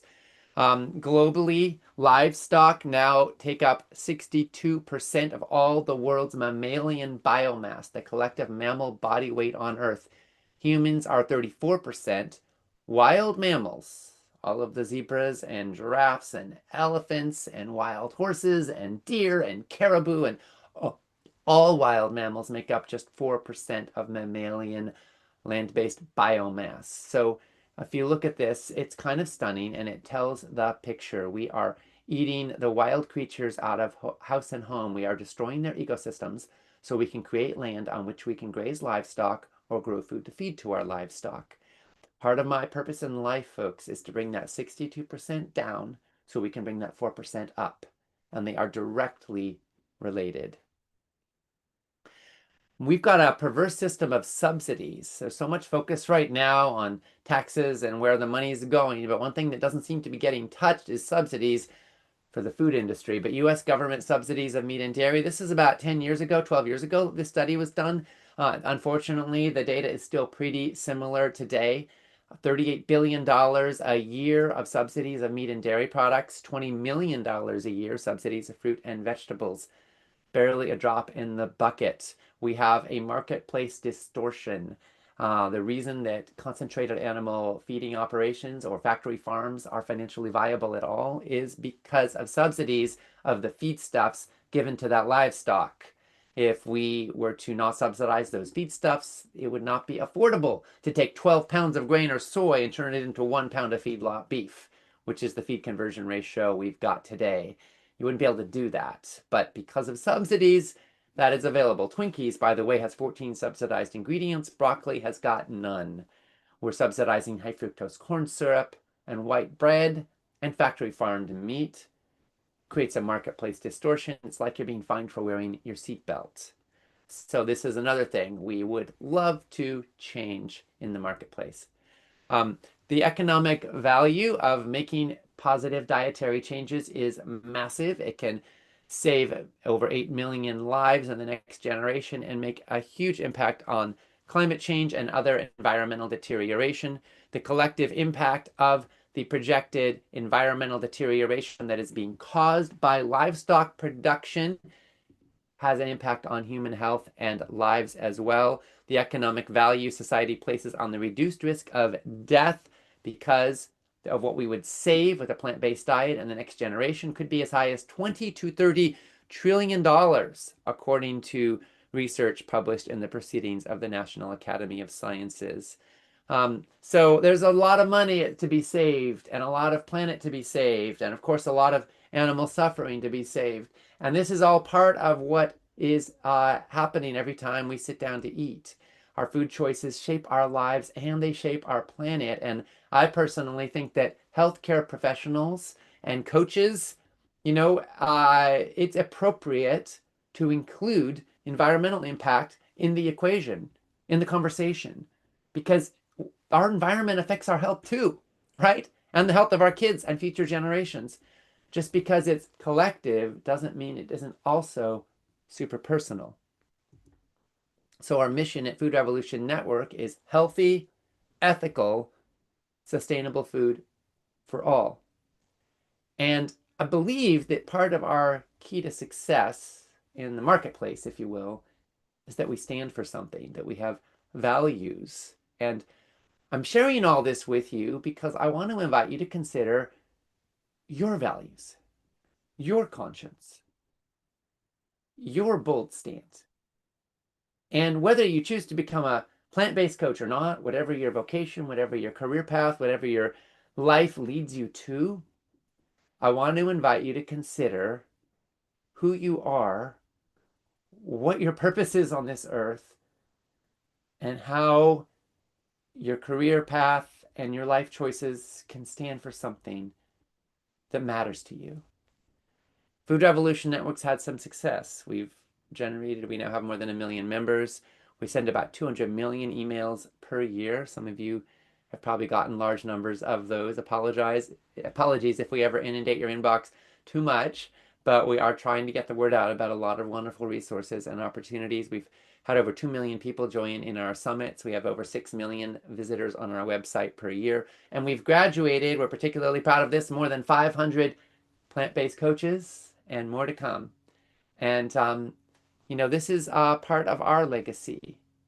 So I want to ask you to consider for a moment a few questions, and I will just invite you to breathe with this, and I'll just share these slowly with you. So the first one is, if your work caught fire and reached a whole lot of people, how would that impact the world? And when I say your work, I mean your passion, your purpose, your mission. Maybe your work is in this context is going to show up through talking to a few friends, or maybe you already have a business or a vocation, or maybe you have a vision or a dream. If it caught fire, if it reached a lot of people, how would that impact the world? Like, obviously, maybe you'd impact some individuals, but try to think a little broader. What are the ripples? What legacy do you want to leave? And then, what is your big why mission? Just think about this for a moment, and you don't have to come up with an answer right now, but I want to invite you to be with this question, because it's critically important to have a North Star. They say those who don't stand for something will fall for anything. So do you have a North Star? Do you have a sense of purpose to your life? And there's the old saying that the two most important days of your life are the day you were born and the day you discover why you were born. Many of us never reach that second day, or find out in little bits and pieces. Maybe when we die, it's revealed to us more. I don't know, but to the extent that we can be congruent with a sense of greater purpose or mission, I believe our life takes on a kind of conviction, a kind of potency that is important to our mental, emotional, and spiritual health. So just be with this, and if you get something, a sentence, ideally nice and short, you may even want to consider putting it up on your desk, making it look a little pretty. Find a way to ground in this. Is there a big stand you are taking or want to take? And how could it radically improve the course of things on planet Earth? And when I say radically improve, I don't mean that you have to become the president or some big pompous thing. You could radically improve the course of things on planet Earth by deeply impacting 1 or 2 or 3 lives, who then impact multiple lives. So big stand doesn't have to mean like big in the eyes of the world, but it's big to you. It matters to you. And I want to invite you to just consider, is there something you're rooted in that matters to you? And then if you were to try to distill your ultimate world-changing mission into a sentence, what might that be? And again, no need to answer this right now if you don't want to, although if you've got something and you want to put it in the chat, please feel free if you're on Zoom, or post it on the broadcast page. If you've got a sentence that is just catching for you right now for your world-changing mission, something that you are lit up by or inspired by or galvanized by, and you're, by the way, no need to keep it static. You can let that evolve and change, but having something right now that captures something meaningful to you, I welcome hearing about it. What is your revolution? What do you stand for? What do you love? So that's my slideshow. And now I guess we can take a little time for some questions, and I will share a few of the comments here. People are saying, make the world a blue zone. Love, says Justine. Vay says, I'm here to help people know the power, to know they have power. We have health is your birthright. Marielle says, I have a vision of connecting teeth to health, that it will change the course of healthcare and save lives. Barbara says, to help people get better, to do better. Tenebrae says, to make the world compassionate and vegan. Yeah, thank you. Thank you. Integrity and authenticity. Yeah, thank you all so much. So, I guess what I want to share is, for us, the plant-based coaching certificate and this workshop are part of our desire to be rooted in service. And that's where we're coming from, And I want to speak directly to one of the pieces that comes up for people when they hear about cost and money, and the fact that, the plant-based coaching certificate is not free. I wish it could be. I truly do. If we could have some big benefactor and we could deliver all of this service and all of this value for free, believe me, we would. However, that's not the system we live in. And so we try to, at Food Revolution Network, offer a lot of free resources like this workshop that are available to anybody. And hopefully they are valuable to lots and lots and lots of people. Our Food Revolution Summit's a good example. It reaches about 400,000 people annually, and it's completely free. And then we often build in products on the back end for people who want to go further or take it deeper. And in this case of the summit, it's the empowerment package. hear from this workshop, it's the plant-based coaching certificate. And that's where we offer even more value and deeper engagement. And we dedicate significant team resources and energy to creating profound, hopefully profound value for people's lives, way beyond the cost.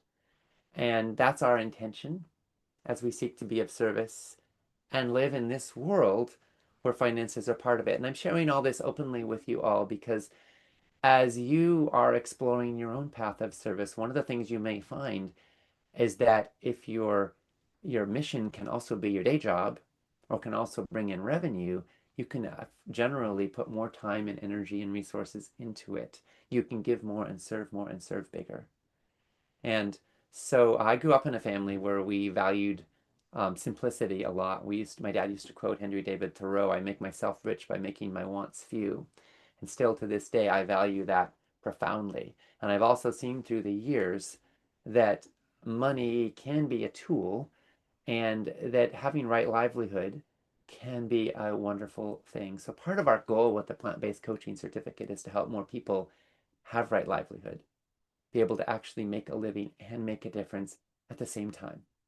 And we want to walk you through that and show you how to do that. And so in today, and especially tomorrow we'll get a little more into how coaches can make a living and get clients and establish and clarify their niche and then make an impact. And that's a really deeply valued thing for us. So those are just some things I wanted to share with you all. And I guess we'll get to a few questions now. Tracy, if you've been tracking questions that are coming in, if there's anything we want to respond to.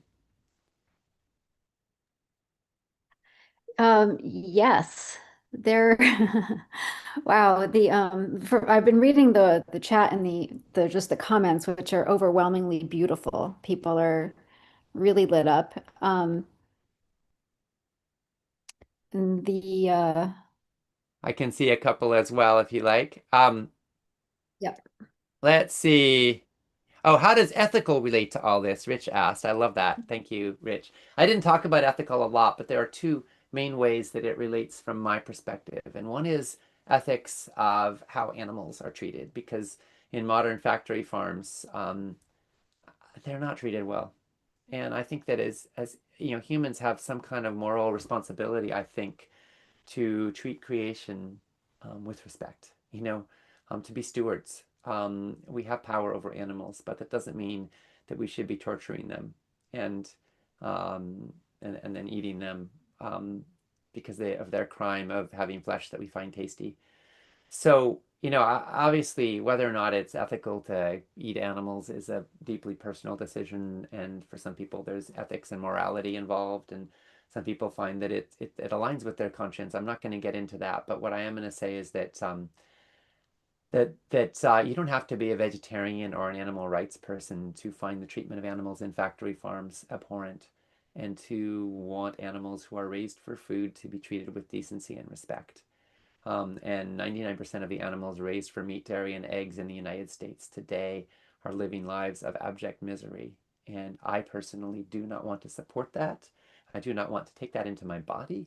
And I do not want to promote that in the world. So this is a deep sense of conscience for me. The other thing is when we talk about ethics, I look at things like how is our food produced and what's its impact? And that includes the farm workers and the ecosystems in which it's produced. So I personally choose to eat organically grown food as much as possible for my own health, yes, but also because I don't want people growing my food to be poisoned in the fields and getting cancer because they're exposed to pesticides on the job.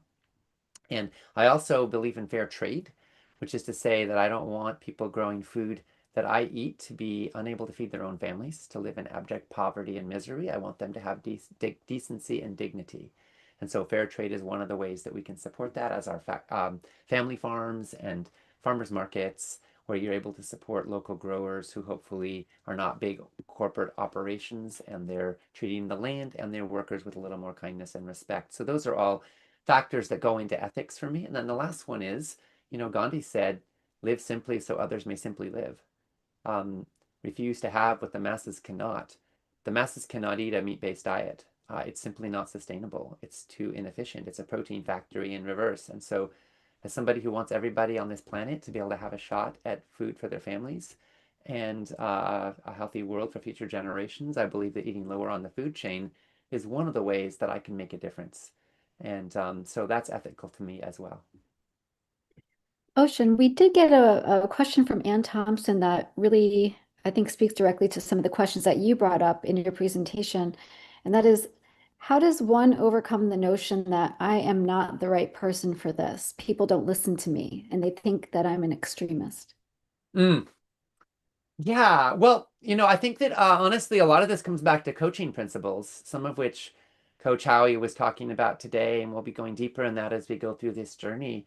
Um, my experience is that very few people listen to me, including my own wife, by the way, when I am trying to tell them that I know better than them how they should live and how they should think and what they should do and what they should eat. It's an interesting principle that when people don't feel gotten or respected, they tend to get defensive. You don't want to be on the wrong side of somebody's need for sovereignty. Um, I've seen this as a parent too. When my kids feel like I'm trying to push my dogma on them, they're like the Rebel Alliance, and I'm like the evil Empire in Star Wars, Like they're fighting for their sovereignty and survival, and they'll do anything to keep it. And that's a deep human need, right? So you tend to have, well, Martin Luther King said it, you have no moral authority with those who feel your underlying contempt. You tend to have credibility when you build trust, and that requires curiosity, knowing people, who they are and why they do what they do. As Dr. Coach Howie said, um, you know, people do what they do for reasons, right? There's always reasons, and it makes sense to them. So you got to understand that and get on their side rather than against them, right? So that's probably the biggest principle I would say. And if people tend to react defensively to you, then maybe you're not you're not building enough trust or rapport, curiosity or connection, and trying to impose an agenda on them rather than listening and helping them find their own intrinsic motivation, their own values, which is a good recipe for being a good friend or partner or parent, as well as a good advocate.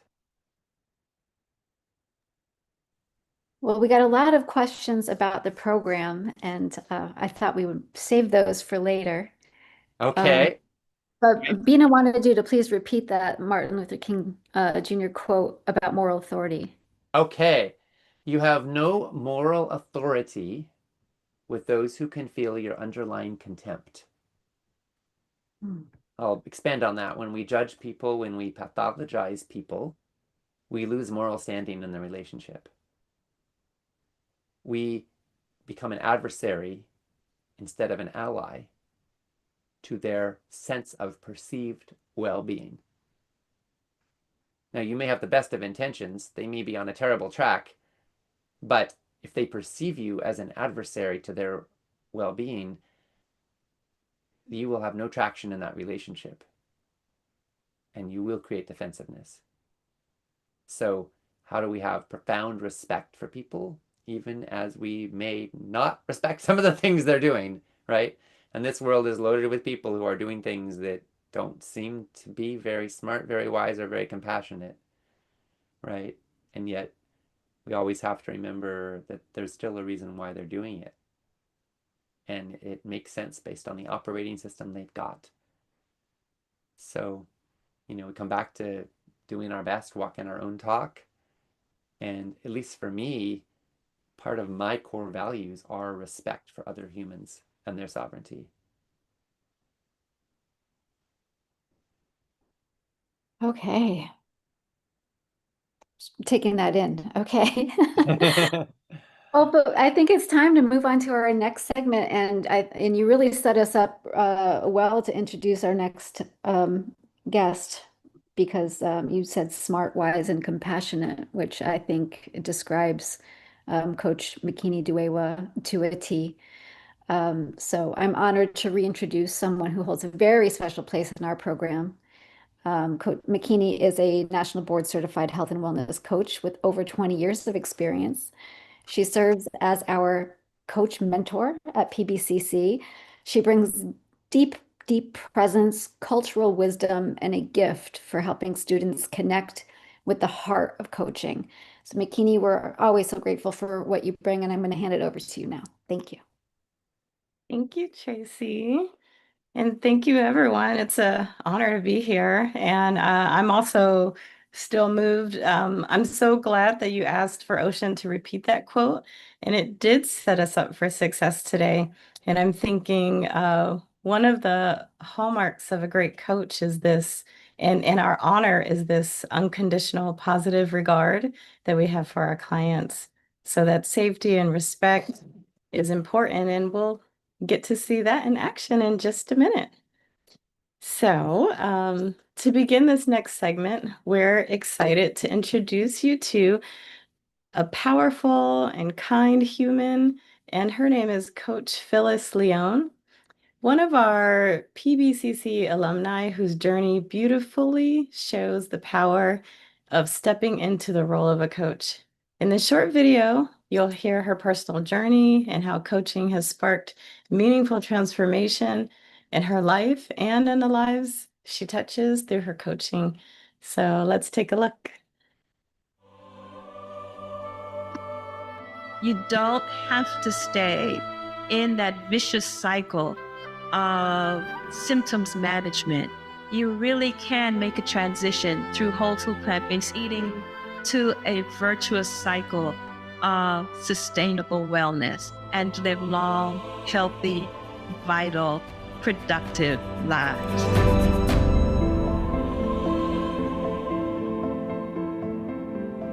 My name is Phyllis Leone. I worked in the financial industry for over 36 years. So my definite purpose in life is to empower women in tech and STEM. I have a soft spot for women in tech and STEM because that's where I came from. And I recognize that in a male-dominated environment where the objective is to perform at the highest levels, sometimes you have to make choices.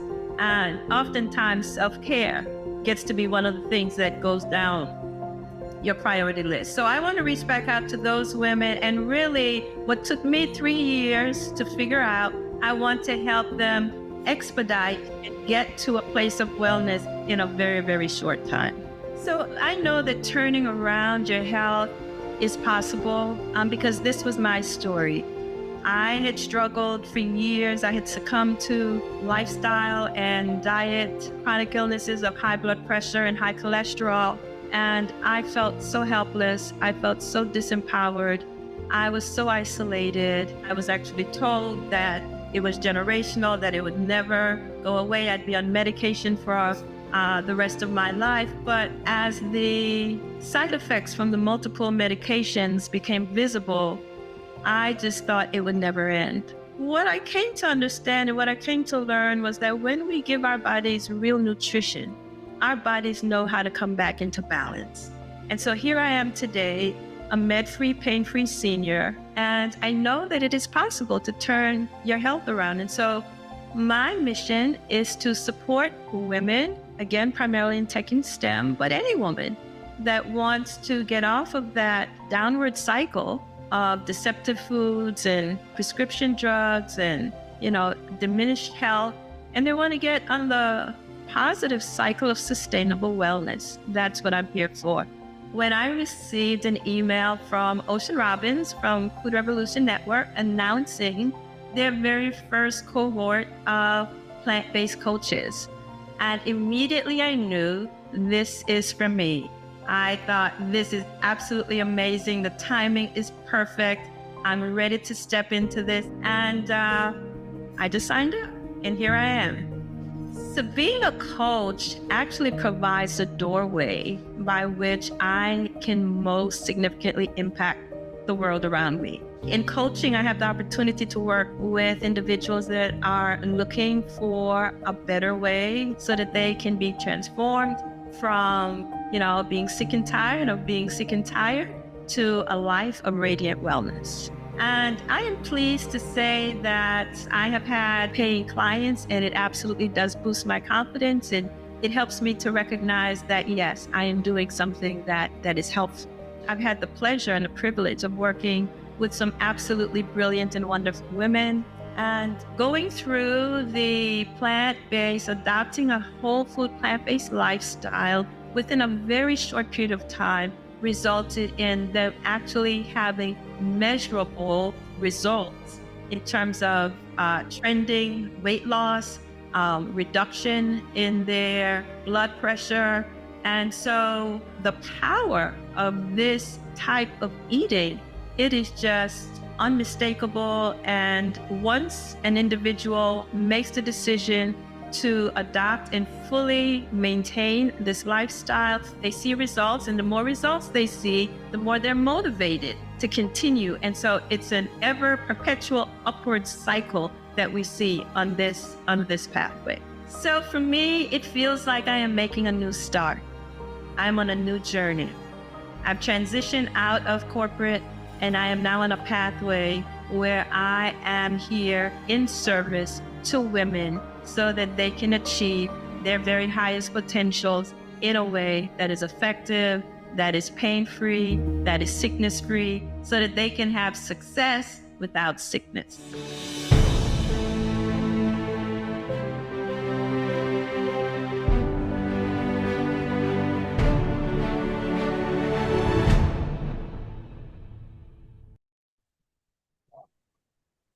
Thank you for watching Phyllis's Spotlight. Such a powerful glimpse into her growth and the impact of this work. And now you get to see her in action. Phyllis will be leading a live coaching demo with one of her clients, Philippa. As you watch, I invite you to be fully present and notice what stands out, the energy, the language, the subtle shifts. And you're welcome to share your reflections in the chat, but just observations, no advice, please, as we learned today. The featured skill in this session is called reflecting and reframing, and we'll explore in more depth after the demo. And so for now, let's do what coaches do and hold space for this meaningful conversation. Please welcome Coach Phyllis and her guest and client, Philippa. Thank you. Thank you, Coach McKinney. It's such a privilege to be here with everyone today. Good morning, good afternoon, and good evening, wherever you may be logged in from. Welcome, Philippa.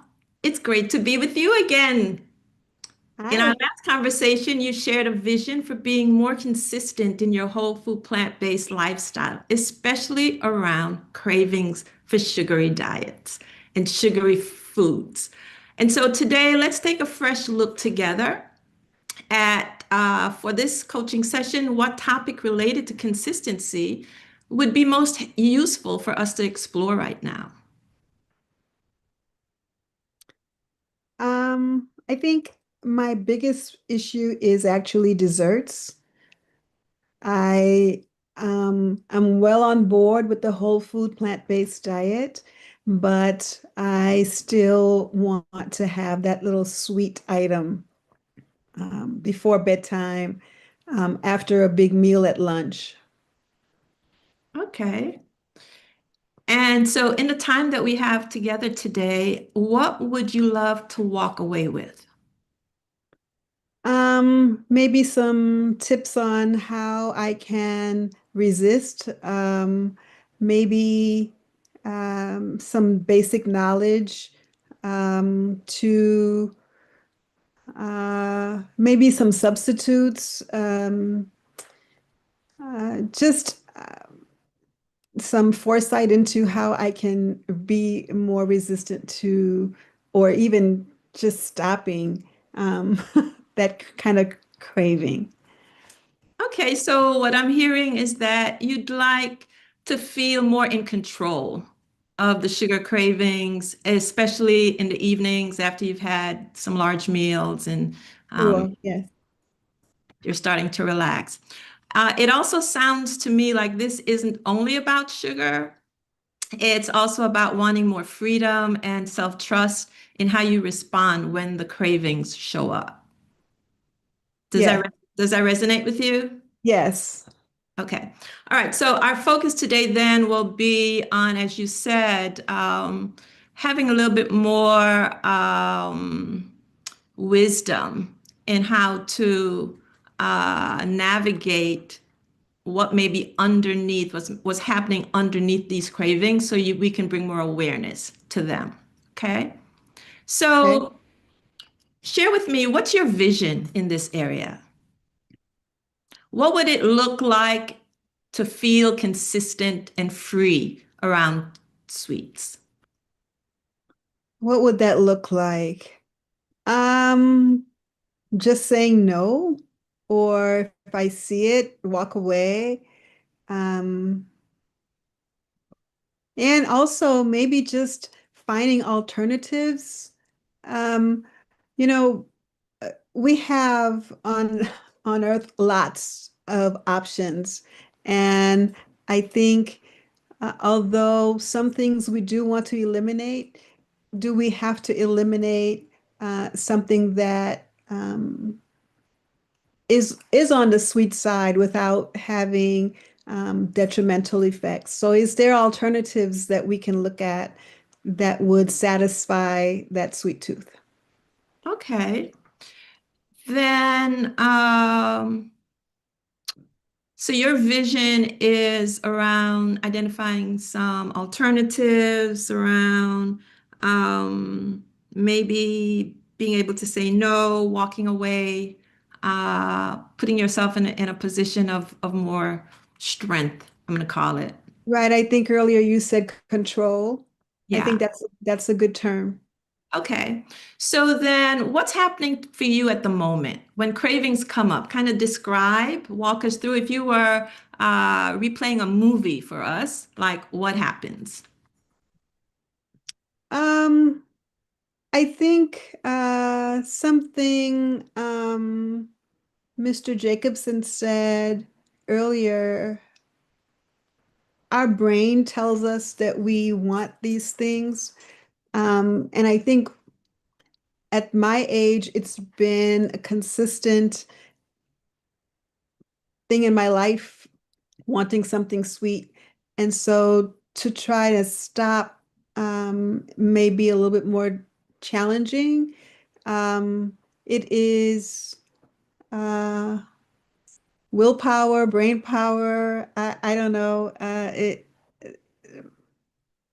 At night, I just know that I need something sweet because Okay. what that's what I have been doing for my life, my entire life. So that sweet thing, I gave up meat, no problem. Yeah. Eating vegetables more frequently, no problem. Incorporating, all the things that I should, again, no problem. But it's just a sweet. Okay. And That's so, still a dessert. okay, so what you've actually shared with me is from an adopting a whole food plant-based way of eating, there are many parts that are working well for you. So elaborate some more. What parts are working really well for you in the moment?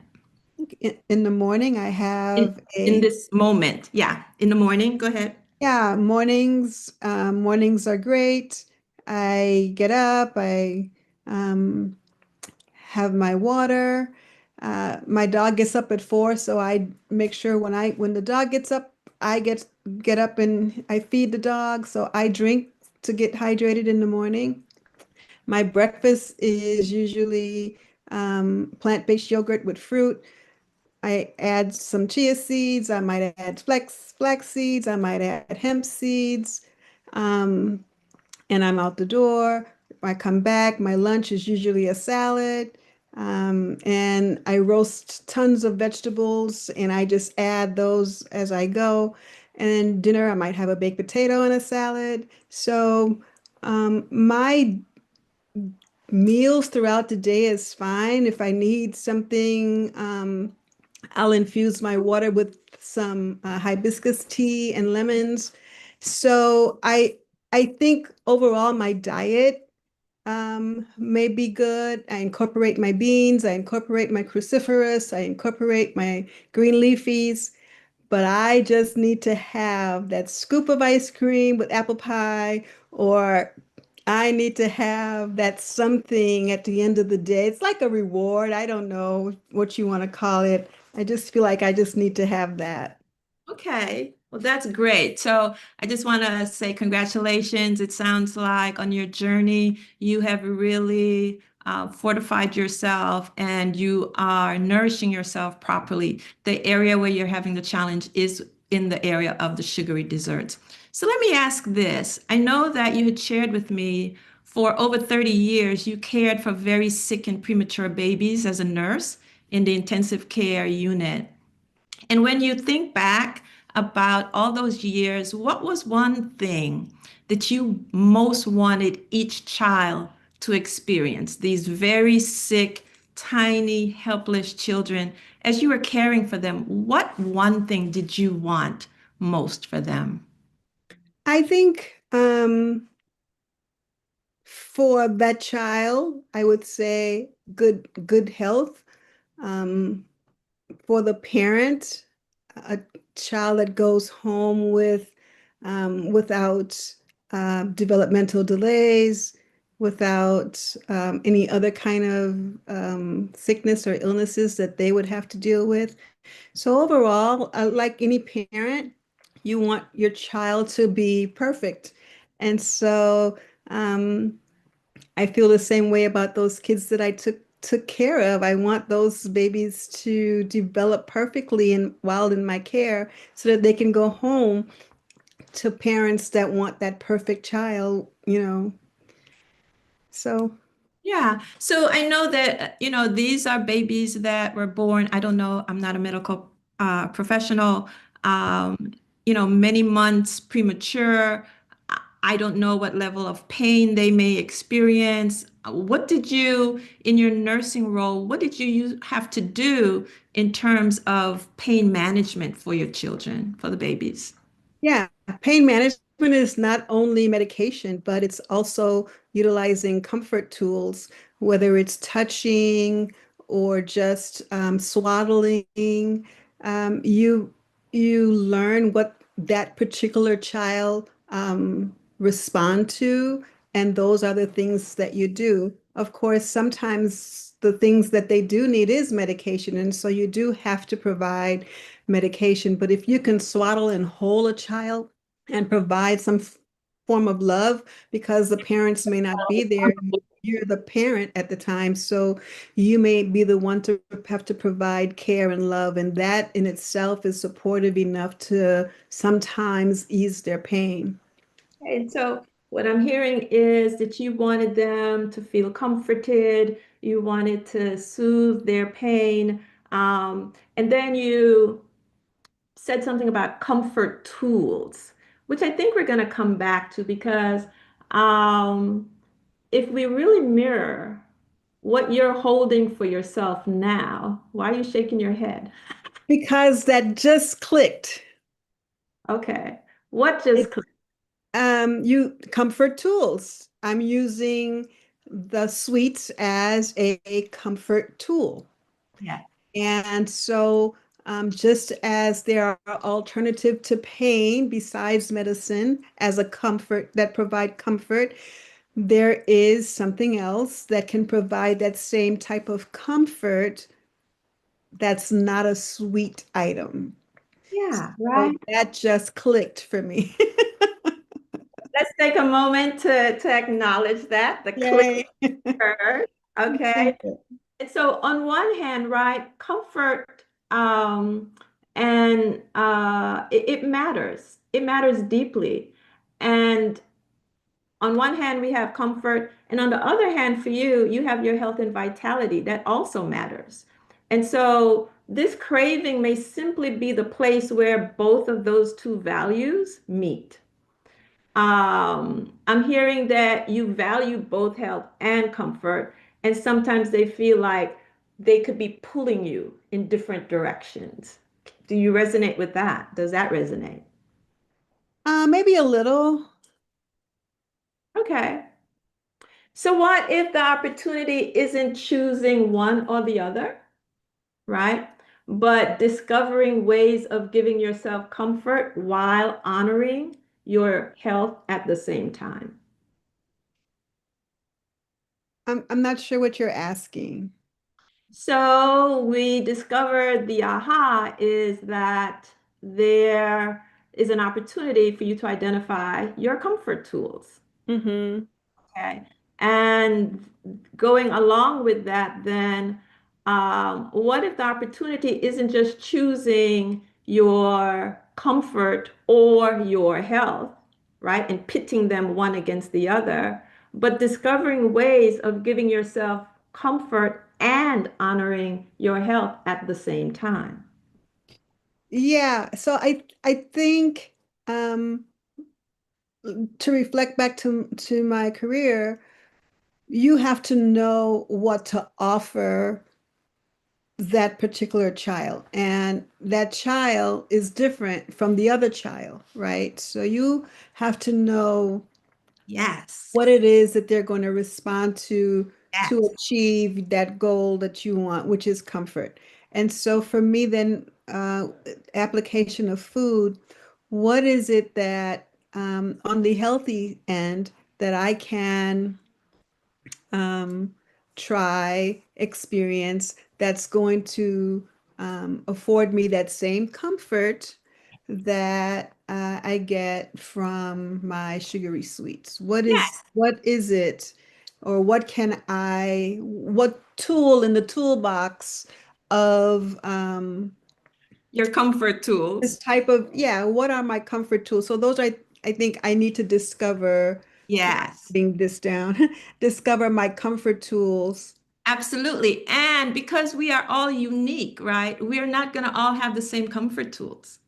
And Yeah, what works for correct. me may not necessarily work for you. Right. So, if the real need is to give yourself these comfort tools that's going to help you to honor your health at the same time, let's brainstorm maybe 3 ideas that could meet your needs that's unique for you. What are 3 things that could work for you? Well, so I like ice cream, and there are plant-based ice creams. And I've tried them. Uh, I can always maybe try and go back to them. They don't quite hit the mark, but I can definitely, and to go back to something that one of the other presenters said, sometimes this stuff takes time, right?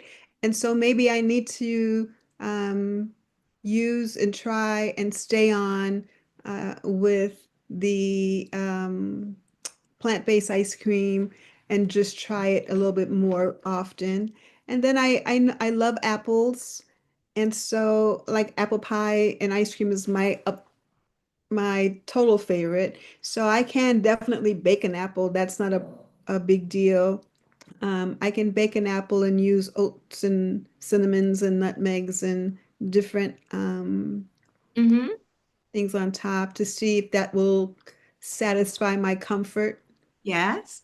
Okay, so far you've named a retry of plant-based ice cream, and then giving yourself actually time, right? Extending some grace Yes, to yes. see if you acquire the taste for it. The other thing you said, baked apples. What else? It's in your toolbox that you want to pull out. Uh, What about I teas? Do you like teas? I like tea, but I drink tea every day, but that's not on my list of dessert. Okay. What about fruit? Fruit can be satisfying. I do like fruit, and fruit can be a satisfying substitute that would provide some comfort. Yeah. Okay. And so as we are thinking through your options, you can see that right off the bat, right, you've come up with at least 3 things that you can circle back to and see how they will support you. So what are they again? The Fruits, plant-based, go ahead. fruits, plant-based ice cream, and baked apple, and giving myself some time. And giving yourself some time. And Yes. the brilliance that I see in you is that with each of these, you really are showing how to care for yourself in ways that support both your comfort and your health. It's important that those things not be viewed as in conflict, right? And it also shows me by your brainstorming that you really have resilience and resourcefulness to draw on to get to this place of comfort and health. So, of the new ideas you've named, which one feels most doable for you this week? I have fruits downstairs. I'll try that. Okay. Have some mangoes downstairs. I have some blueberries. I can definitely try and create something with that. I have some apples. I can stick it in the oven with some oatmeal toppings. Okay. Yeah. Okay, so you are fully resourced to try to see what's in your toolbox. Yes. Okay, brilliant. And on a scale of 1 to 10, how likely are you to actually follow through on any of this today? Or Ah, before, let's say, that's let an me give, easy. wait. Let me extend some grace before our next session. That's a 10 because, as you said, I am fully stocked and prepared to do those things. And so I think what I would normally do is just have those things during the day, but I can maybe push those off towards the end of the day when I'm craving that the sweets, and substitute at that time. Brilliant. And so, this isn't just about managing cravings, though a lot of people approach it from that perspective. It's really about honoring your comfort and your health in a way that is in alignment. And I think like that's the balance you've been longing for. How does that resonate? I think that's perfect. Okay. Well, Philippa, the brilliance I see in you is your deep capacity to care. For decades, you've cared for others, and now I see you turning that same compassion toward yourself. And the opportunity that I see for you is to discover ways of, building your toolbox in a way where you're giving yourself comfort and you're honoring your health. And that balance is already within you.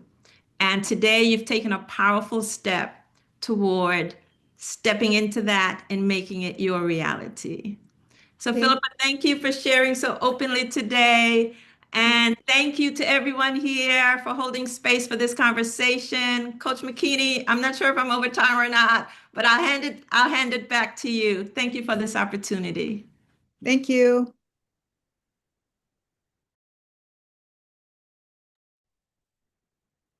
Wow, thank you so much. Thank you. What a rich and powerful session.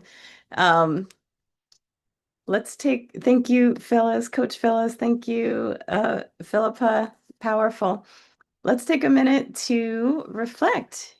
If anything stood out to you, feel free to share a word or phrase in the chat. No, again, no observations or advice, though, Philippa, you have a few yummy, delicious tips and ideas. Some brainstorming happened in the chat for you to look back on. But for the rest of us, what did you notice? Share in the chat. I'll just take a moment and read that. So, Cynthia Berg, hi, Cynthia. What a fabulous coaching session that covered reflecting and reframing. So much more. This was amazing.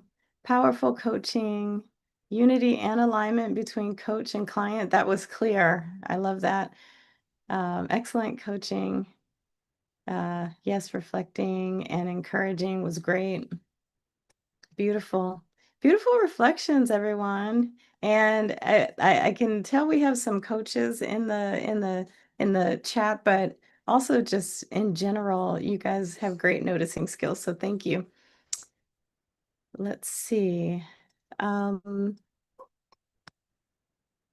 So what I want to leave you with today is that in this session, you witnessed the power of reflection, of mirroring language, noticing patterns, remembering your client's story or her story, and gently helping someone see their story in a new light, which we could really see with Coach Phyllis. Reflecting and reframing isn't about fixing, it's about illuminating. And when we offer someone their own words with a slightly new perspective or just with more clarity, it can unlock courage, the power of choice and creativity, and even more clarity. And this is what coaching fosters, the ability to shift a narrative that's been running the show for sometimes for years.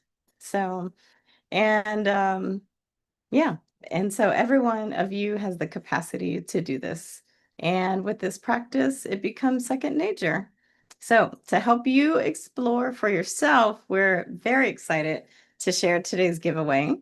And this is Reflecting and Reframing Practice Worksheet. This will be shared in the chat. And yeah, it's simple, it's powerful, and can support you in turning insight into action. So whether you're working with a client or reflecting on your own story, take a few quiet minutes with this after your session, after this workshop, and try it out. It might just shift something for you too. So before we move on, we'd love to share a moment from our training program. And you'll hear Coach Paige Stonebrook, a graduate from our class of 2023, as she reflects on how the practice of reflecting and reframing helped her see herself and her story in a whole new light. So let's take a look. There's so many thank yous. I'll just have to stop and write thank you notes. But I think the biggest thing that I have gotten from this program and that I'm excited about going forward and the most grateful for is that every time I have come here, I have been valued and taught that I have a voice, that I have something to say and something to give, which is not something I believed when I started this program. And there was a moment between you, Tracy, and Nancy Stubbs that just was it like kind of you were talking about coaching and said that, you know, I am always able to see things in multiple dimensions, and that makes me a flip-flopper. And she said, so you have this beautiful gift and superpower of being able to see all the shades of gray, and then you place the judgment of flip-flopper on it. And it just made my like everything dissolve in that moment when I heard that. So it's just an example of, I don't know, the power of coaching, the power of this program, and really coming in to realize that I do have something to bring forward. And I do have something to bring to change the world for the better. So thank you all. I mean, I wish I could thank you all individually, but I know there's time constraints. So thank you all. Wow. I love Paige. Thank you for being part of today's demo and for showing up so fully for yourself, for each other, and for the power of this coaching work that we do. It's been a joy to share this space with you. And now I'll hand it back over to you, Ocean. Well, thank you. Thank you so much, Coach McKinney. And thank you to Coach Phyllis and Philippa and Coach Paige. That was inspiring, that was moving, and that was real, which I think is something so important in this day and age, you know, with all of the AI and all of the bots and all of the marketing that masquerades as truth. I think a lot of us are hungry for that which stirs our souls, that which lands in our bodies, that which connects to our essence and our purpose and our values and who we really are. And maybe y'all are feeling a bit of that here. Plant-based coaching certificate and this workshop are rooted in real humans, real stories, real values, and the real world. You know, we've focused today on brain health. We've looked at the power of coaching presence. We've seen again and again that knowledge alone isn't enough. Real and lasting change doesn't just come from information or data. It comes from transformation. And transformation takes time. It takes consistency. And all too often, it takes accountability and relationship. And that's what coaching makes possible. And it's what's been missing, I think, from healthcare and nutrition education for far too long. So many people are shamed and blamed, told, oh, you should just eat better, without being showing how to. What does that actually mean? How do you actually make that happen in the real world? And, everybody knows they need to eat less sugar and processed junk, and most people feel guilty. Most people deep down feel ashamed of their diets, right? What does that do to our sense of dignity as human beings?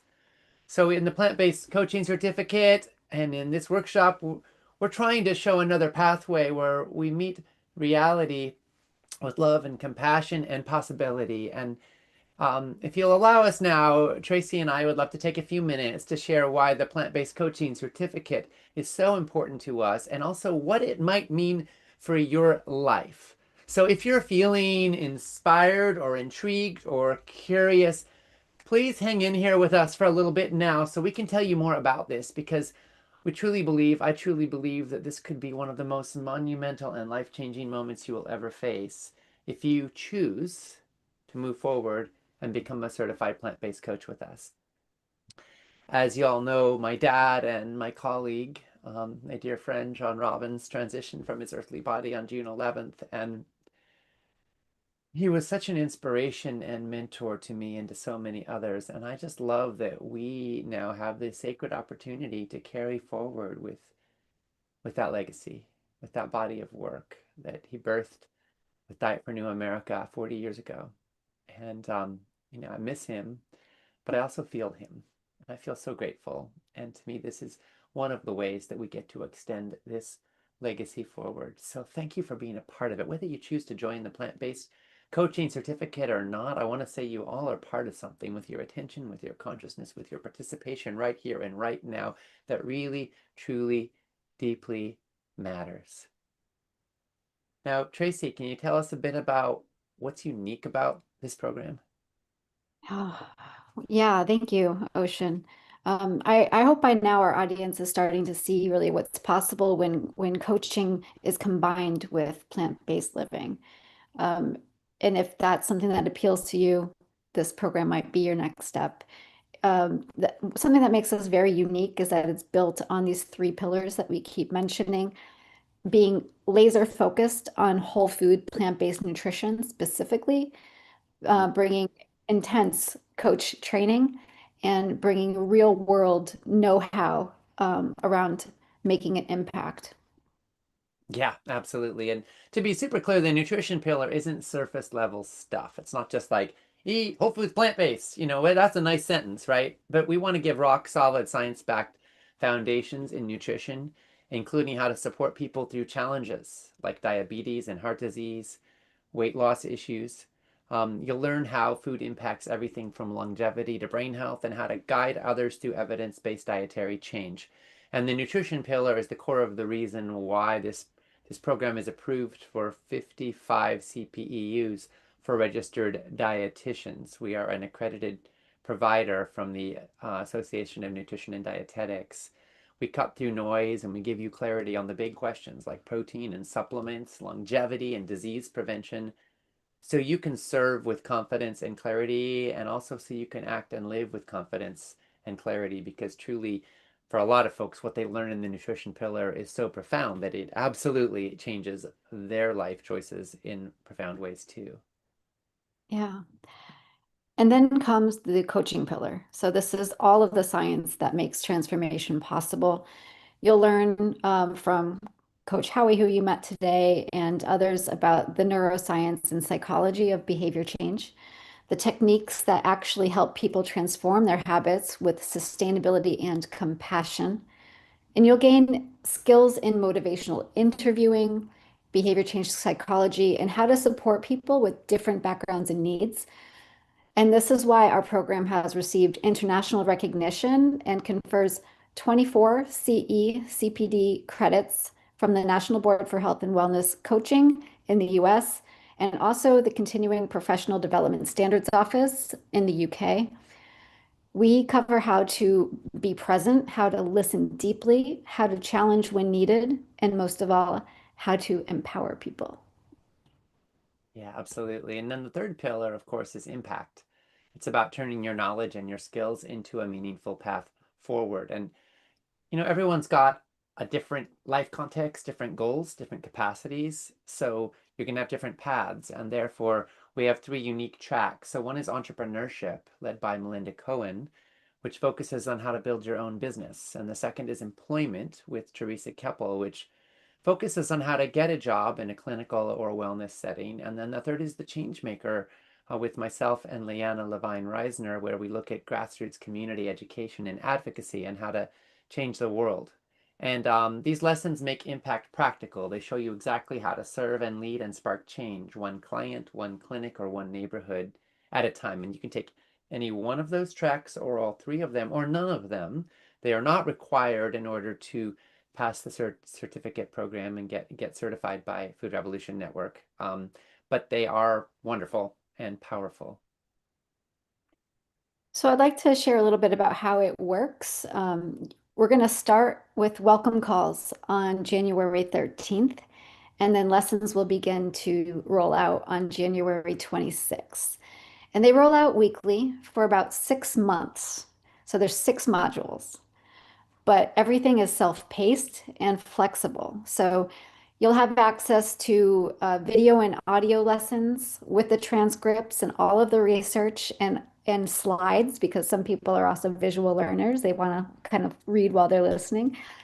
You'll also have more than 50 handouts in coaching forms and a rebrandable toolkit. So this is kind of like all the tools that you're going to need to work with your clients. Can I just Plus, pause you for a second, Tracy? I just want to emphasize how big this is. 50 different handouts and coaching forms that we created. So you don't have to. So when you join the program, you'll have this entire toolkit so you can give folks resources and you can rebrand them with your name on there, your logo if you have one. So it's like a huge head start.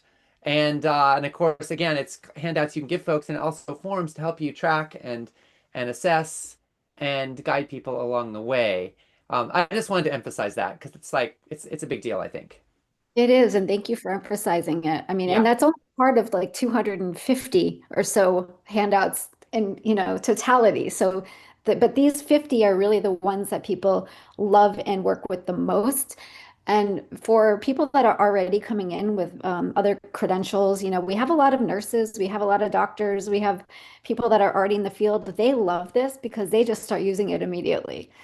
And for other people that are going through the program, they start using it to practice with clients with. So it's really a wonderful thing to have access to right away. Plus, you get access to 1,400 plus recipes that are whole food, plant-based, and proven as delicious. Plus, you have access to a lot of live calls. We have deep dive live calls, which are led by our nutrition and coaching faculty. So I don't know if we'll get into faculty today or maybe a little bit more tomorrow, but when comparing programs, and I know this comes up a lot, please look at the faculty because our program has, it's a very diverse group of faculty. We've got RDs, PhDs, certified coaches, MDs, and more that you actually have access to in these live calls, which is really incredible training. So, and our practice pods are only about the coaching. They're to really develop your skills and get practice, where we break out into groups and we do like client coach observer, kind of like what you saw today. Impact sessions, which are led in the impact pillar. And those are really to help you just figure out what it is you want to do and how you want to do it with guidance, with Melinda Cohen, with Teresa Keppel, with Leanna that you met yesterday. And with Ocean, actually. Ocean's a part of those calls as well. And then we also have monthly student support calls, and those are with like the core team, nuts and bolts, just to keep you grounded, connected, engaged, make sure you, feel like you got this all under control. And all these sessions, we don't require them. You don't have to attend them live. We record them all. And this is part of the flexibility and self-paced that we value because we understand people are working this in around an already very full life. And we are an international group. We have people from all around the world, so these times don't work for everybody either. So That all said, participation still happens around the calls, and those same faculty that deliver the calls are moderating and engaging our students in the forum. And by the way, the timing of the live calls is varied, partly to accommodate a global audience.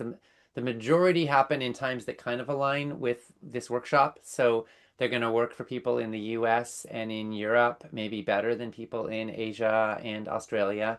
But then there are some things that happen, 6 or 8 hours later, so to speak. So that's going to work better for people in Asia and Australia, and then not so well for people in Europe. So unfortunately, with 24 time zones, it's difficult to have any one time that everybody is awake. But we do our best and to work where the most people are based that are involved. So in terms of time, I want to just talk a little bit about how much time it's going to take. So we built this to support busy people, and you can complete the program in about 5 hours per week for about 6 months if you stay on schedule.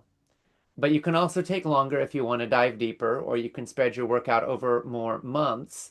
You'll retain access even after graduating. And our team was with you every step of the way until you cross that finish line. I also want to say some people take a lot more than 5 hours a week because, for example, the impact pillar contains like unlimited opportunity. If you want to get a business going, I mean, not, and make it a full-time gig, that's probably going to take more than 5 hours a week, right? But we're talking about the 5 hours a week over 6 months should be enough to get you to the place where you can graduate, where you can get certified by us. And then, of course, building a business and changing the world can be kind of limitless in its potential. But to be clear, it's not just a course. It's a community of care and of support. It's a shared mission to help people live healthier, more vibrant lives. So let's talk a little bit about the investment. I talked a little bit earlier about money. So tuition is normally about $6,000 or $6,582 with the payment plan. During this workshop and through end of day tomorrow, you can join for $4,997 or $997 per month over a 6-month payment plan, which is basically saving you up to $1,000. And that's if you get in your deposit by end of day tomorrow, which is a $100 refundable deposit. It kind of gets you in the ring, so to speak, and then you're able to move forward from there to apply, and then you have a couple weeks to submit to pay your tuition and get all of the bonuses as well as the discounts that are available now. Speaking of bonuses, Tracy, can you walk us through them a little bit? Yeah, with this special workshop offer, this promotion, we are giving away $13,000, over $13,000 worth of bonuses. This includes lifetime membership in Whole Life Club. That's our membership center. We are also giving away 6 years of our Food Revolution Summit Empowerment Package, including, and it's not released yet, but you would get it when it is released, this year's, which is coming in the spring of 2026. You would also get our 14-day plant-powered accelerator, which is a 14 part journey to walk somebody who wants to transition between a standard American diet and a whole food plant-based diet. Yep. And you'll also get to join in my exclusive Food Revolution Mastermind, which is 6 live monthly sessions where we get to really connect on a deeper level. And you'll get business building trainings from Sage Levine, who is going to be presenting with us tomorrow, one of the top business entrepreneurship mentors in the world today. And she'll share how to clarify your niche and how to tell your story in a way that changes lives and also mobilizes people. And you'll get a free listing in the Plantrition Project's Plant-Based Healthcare and Health Coaches Directory, which is a directory that we promote to our entire 1 million member community once a year, letting them know that there are plant-based coaches there and how to find them. So it's a great way to get visibility, and you get a free year's listing in there when you graduate from the program with us. Graduates also qualify for advanced degrees or board certification pathways through our partnership with Lifestyle Prescriptions University. We have alumni right now who are pursuing PhDs, quite a few who've gone on to become National Board of Health and Wellness certified coaches, and there are discounts as well as fast tracks for our graduates for both of these pathways should you decide to pursue them. So I just want to reiterate how to apply. You would submit a $100 deposit by Monday, August 25th, and complete a short application. We'll review it within a week, and if accepted, your deposit would go towards your tuition, and if not, we would refund it fully. And we'll post the link so that you can see all the details to that. Yes, absolutely. And that's at certificate.foodrevolution.org. You'll also find the link on the broadcast page if you're there. You know, this is, of course, a program and a training, and it's also, I think, a spark, a vision, a dream, and a calling for many of us. So if you feel moved, inspired, heartened, either for what this could mean for your personal life or for what it could mean for your legacy and your impact on the world, then, you know, we just want to say we'd love to work with you. We'd love to join with you. We'd love to take this next step with you. Well, and now it's time to hear from some of our amazing graduates. You'll see how this certificate has helped them bring their gifts to life, discover the value of contextual coaching, and find even more purpose by serving others in powerful new ways. Thank you, one and all. My love and gratitude to every person here.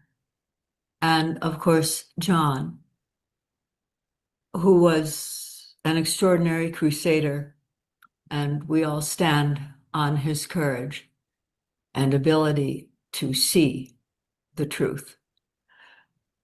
I lost my mom when I was early 20s and she was 58.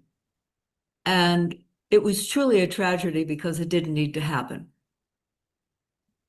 And for decades, well, I became a vegetarian immediately and started going to seminars and reading books. We didn't have Zoom back in those days, but boy, oh boy, we had some dedicated souls who were willing to push through the resistance to get the truth to us. And that was God's handiwork and a great blessing. And I have two passions in life that drive my work: theater, the creative arts, and nutrition. And for decades, I would say occasionally, you really need to become a nutritionist to get a certification so people will listen to you. And but I didn't dig the sad diet nutrition basis. I couldn't go there. It was anathema to me. So last year, and I'm in my 70s, plant-based came across, and I said, baby, it's now or never. And you can't miss this, because this is in the heart and soul of who you are as a human being, dedicated to service and making a difference for people. I can't begin to tell you what it means to me to know that I have some life left in me, and that because of this certification, that I can serve even one person to save them from the torment, torture, and disaster, forgive me, of allopathic medicine. And I raise my hands in joy to all that they do well. So I can't say enough about the coaches here. Hi, I just want to thank Nicole and Sophia again for sharing their stories. I think I've been so focused on the plant-based aspect of the coaching, and this exercise has showed me that the first session might be about plant-based eating, and the second session might be about what the client is dealing with in their personal life. We might not even talk that much about the food if something major just happened in their lives. And that really didn't come into my thinking process around this. And so it's exciting. It's also, wow, that's going to be an amazing experience. And I think that these exercises, given that this is what, session 3 we've been on, And I've learned so much just about listening at a time when there's so much chaos happening in the world right now. So it's fantastic. And I just thank everybody for the expressions and sharing. But we're all complex creatures and human beings, and these are amazing skills just to use in our regular daily lives. And it's great because I was so focused on the food aspects of it, and there's just so much more that we're learning and doing. So thank you. You're an amazing coach, Howie.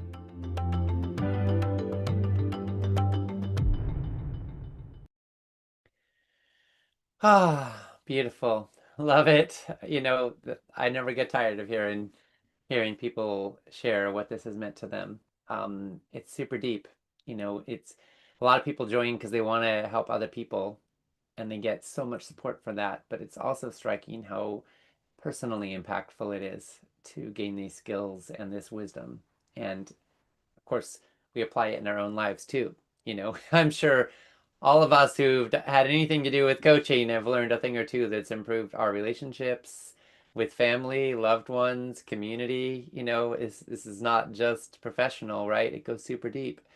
It's also about what we eat and how we interact with those around us. And the fact that it can also be a profession and a vocation and a world-changing endeavor is pretty exciting. So we're going to answer some questions. Some are coming in the Zoom Q&A box. Some are on the broadcast page. And let's go at it for a few minutes here. Let's see. Terry Porter said, a lot of competition out there. Harvard offers a certification on nutrition and wellness coaching for $4,700. Please tell me at some point why Food Revolution certification is the best. Tracy, do you want to comment on Terry? I've just got to say, we're not going to tell you why anything is the best, because is it the best? Even if it's the best for most people, most of the time, it's not the best for all people all the time. There's a lot of wonderful programs out there. I don't view them as competition. I view them as allies. We're all trying, hopefully, to help people get healthier and feel better and make a difference. That said, what distinguishes this program? Why might it be the best for somebody like Terry? Yeah, I really appreciate this question because I too am a very savvy shopper. I'm very discerning. I come from a long line of people that like to know what they're getting for their money. And this is, if you look at all of the other programs out there, and I have done, competitive analysis to most of them, not everything, but there's a lot of apples to oranges happening. So I would ask you to compare curriculum, first of all. Our program is 6 months long and it has about 30 lessons per pillar. And that is very different than what you'll find, for example, at the Harvard example that you mentioned, that's only 3 months. And then I would compare faculty. And as I mentioned earlier, we've got a very multidisciplinary faculty team that includes 3 registered dietitians, nutritionists, an MD, 2 PhDs, 2 certified coaches, and we bring in business and career development faculty during the second half of the program. Whereas I believe, the Harvard one that you mentioned has got a 1 MD and a couple of supplementary speakers. We have ongoing support. I would compare that. What kind of level of support does the program offer? We have a private forum for each cohort that's moderated by the faculty that I just listed. So it's tons of personal engagement and learning, and it's group learning. What one person asks gets answered, and it's like learning on steroids from the best in the business. So healthy, safe steroids. Vitamin D.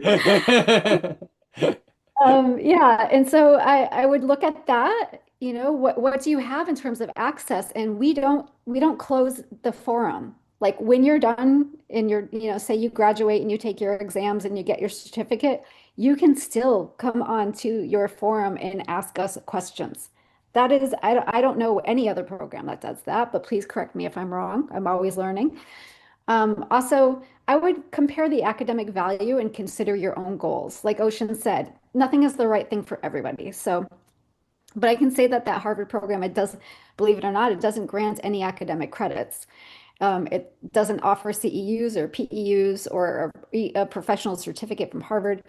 Our program is accredited by the CDR, the CPD, and approved for CEs by the MBHWC. And we also offer a path to board certification and even a master's or a PhD in lifestyle medicine. So in a nutshell, when you do your homework, those are the considerations to have in mind. And if you find something else that you want to present to me, I am more than happy to reply to you. Thank you, Tracy. And in general, I would say that before we created this program, we weren't actually looking to like make a new thing. We looked far and wide at what was out there and what was needed, and what Tracy's path was not unusual in that she cobbled together spending tens of thousands of dollars on a whole hodgepodge of programs, built a successful coaching career, but was really frustrated by how long it took and how hard it was to get all the pieces she needed. And we said, why don't we put this all under one roof and make it relatively affordable and straightforward? So there's nothing else out there that combines plant-based nutrition, coaching, and impact under one roof, and if there was, we would have been promoting that. And there are very few things that even have two of those things under one roof, there actually aren't very many that have one of them, but there's a decent amount of coaching programs out there if you're just looking at how to get trained as a coach, right? But to get that with a specialty on whole foods, plant-based nutrition, to also get that deep dive on whole foods, plant-based nutrition, and then also to add to that impact, and not just impact, but 3 different tracks with impact: entrepreneurship, employment, and being a change maker. There's nothing else even close. So we're pretty proud of what we've created and what Tracy has led, along with Coach McKinney and the rest of our incredible team and our faculty. So yeah, that's how I would say it compares. I just want to add one more thing about this because it really lights me up. Like, we are obsessed with our students. If you couldn't tell already, we are madly in love with all of our students, and it is a real relationship. So I just wanted to share that because that ongoing kind of collaboration and growth, like we know that, we know that in 6 months it takes more time than 6 months to become really, really good at a skill or a craft. And we're in it.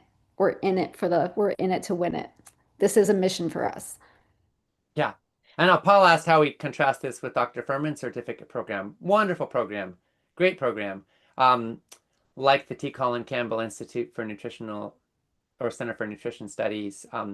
Its main focus is on plant-based nutrition, great education, great curricula, a whole different thing when it comes to adding in the kind of coaching training that we're providing, and also the impact pillar again. And a lot of folks, if they can't make a business out of it, if they can't move it forward, then then what is it actually going to do, right, in long term? So we really are interested in helping you succeed with your visions and dreams in the world, right? So yeah, I think those are some of the distinctions there. Melanie said, I would benefit from a coach myself. I'm on this journey, but I have a long way yet to go. Am I still a suitable candidate for the certificate program? I would say yes, absolutely. We all could benefit from coaches.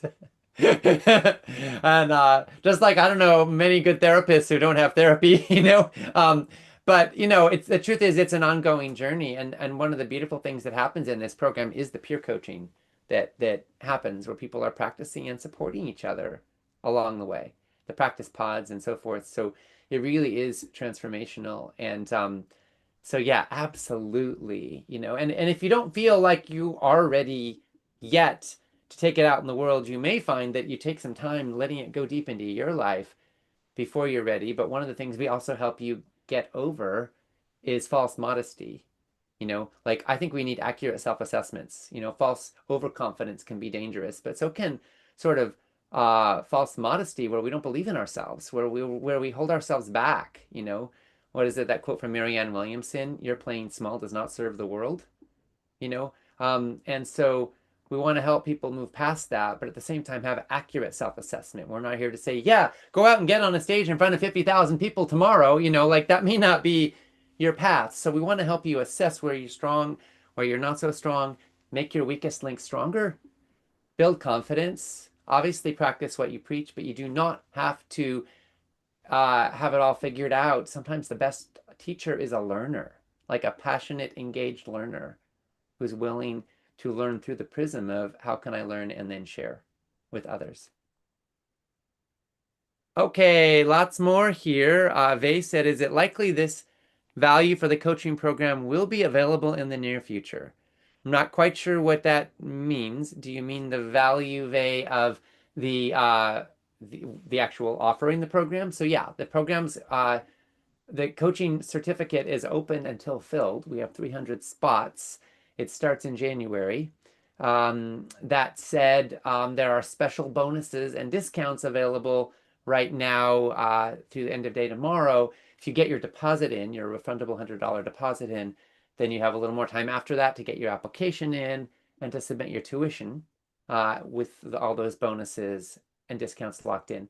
There will be other opportunities to enroll with also special discounts and bonuses. This is the biggest collection you'll find right now.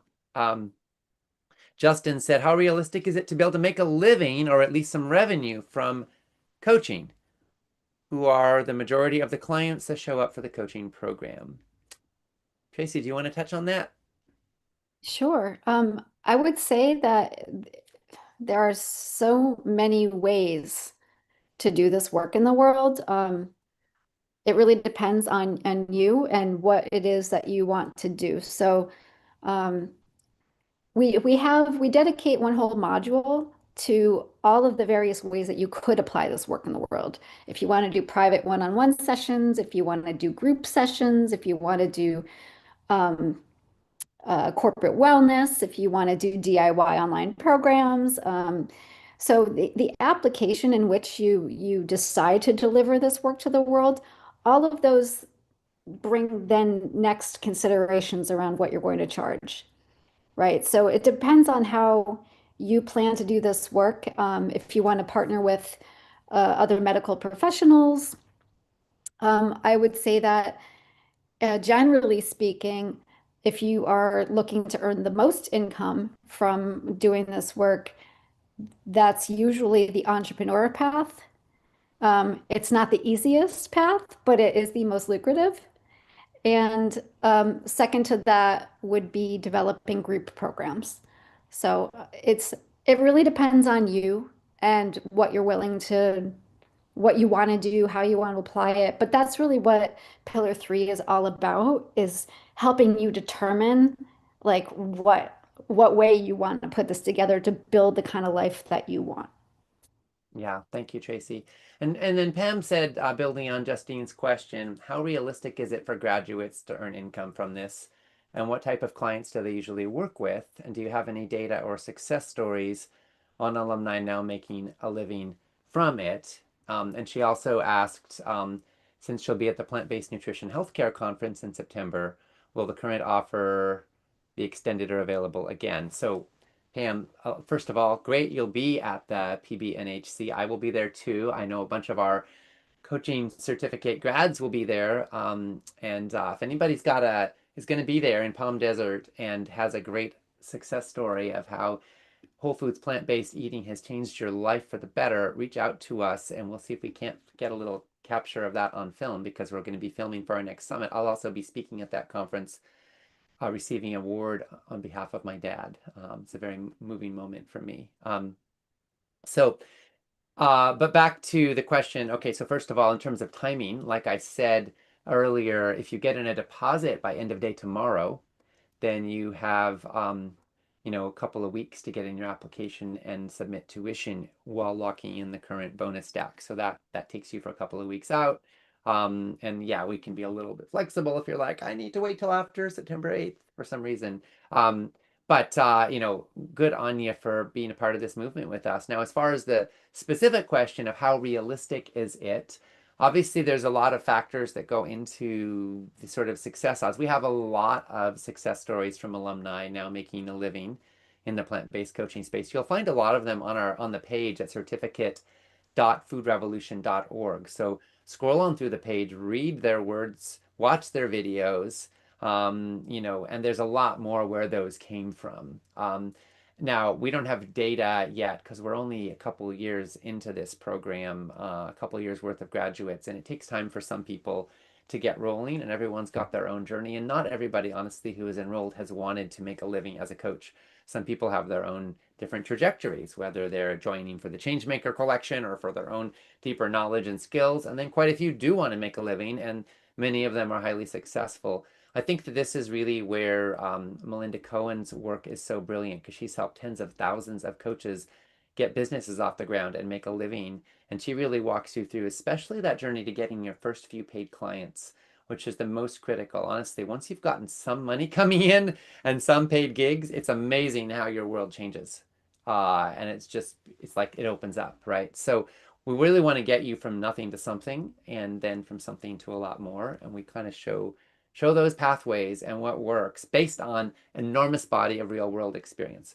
So it's absolutely realistic and plausible, but I'm not going to lie, it's not for everybody, right?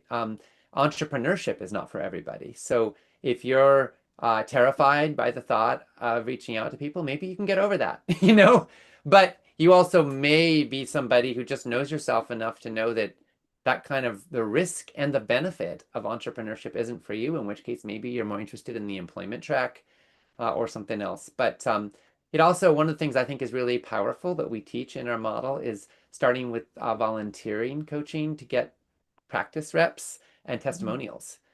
So you don't have to charge right away. And that's a great missing link for a lot of people. When you build confidence and you find out, hey, I'm good at this, and they give you testimonials, then that makes your sales pathway a lot different. You don't want to be selling something you don't know you can deliver. That just isn't authentic, and it's scary for good reason. So we really want to help you to succeed, and that means taking baby steps and starting where you are and then growing from there. And we really walk you through that path. Ricky said, do you provide marketing tools for both the public-facing coaching model and for corporate possibilities?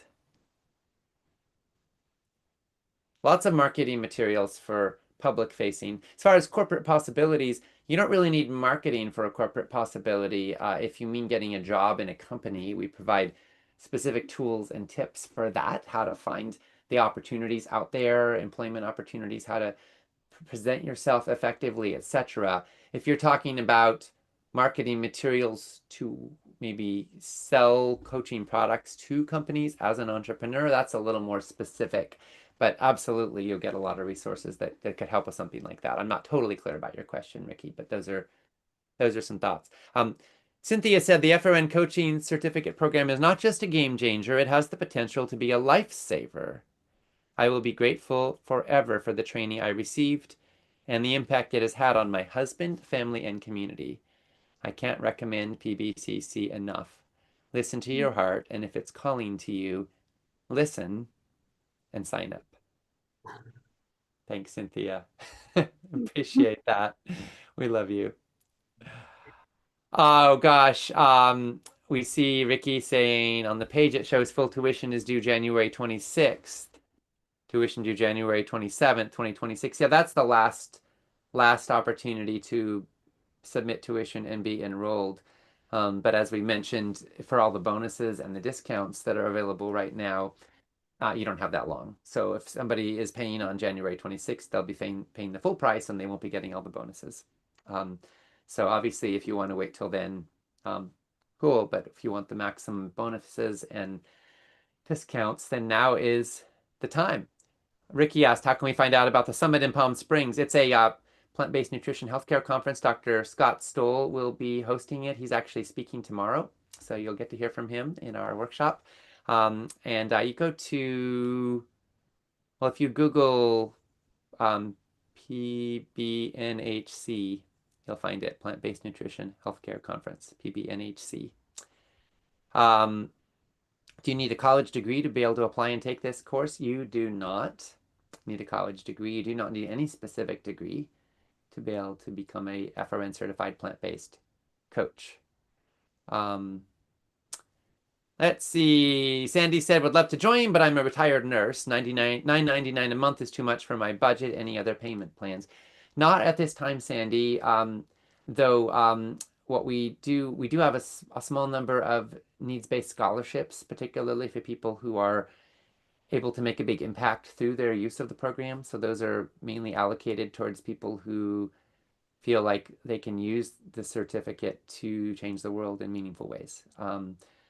Particularly focusing on impacting historically marginalized and disadvantaged communities. So, so if that resonates for you, then please reach out to us about the scholarship opportunities. Okay, I realize we are a little bit past time, but are there any others jumping out at you, Tracy, that you think we should make sure we respond to? Just one follow-up question about about the cost and time of starting the program. How many hours, and do we need to be in a live class at certain times? Because she's concerned, she works full time. She wants to know how to work this into her schedule. So just to working it into your schedule, everything is pre-recorded, so you can enjoy the recordings on your own schedule. The live calls are not required to become certified, and you can watch the recordings of those calls anytime as well, and you can engage in the forum and get your questions answered anytime with our faculty, so that you are still learning and engaged when it works for you. So your ability to engage on your time frame is completely possible. Again, like Ocean said, it's about 5 to 6 hours a week of listening and reading. And the cost and the time of starting the program again. I lost my place with the offer that we're doing for the workshop right now.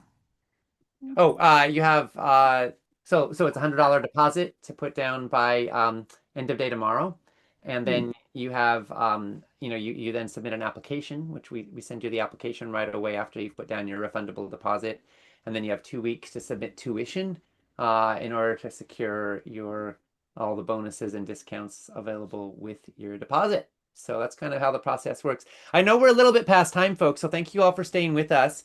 We'll continue to go ahead and post questions if we didn't get to them on the broadcast page, if you like, and we'll answer some asynchronously and look forward to seeing you all tomorrow. But let me just say, we are so thrilled with all of the passion and enthusiasm for this workshop and this vision and this mission.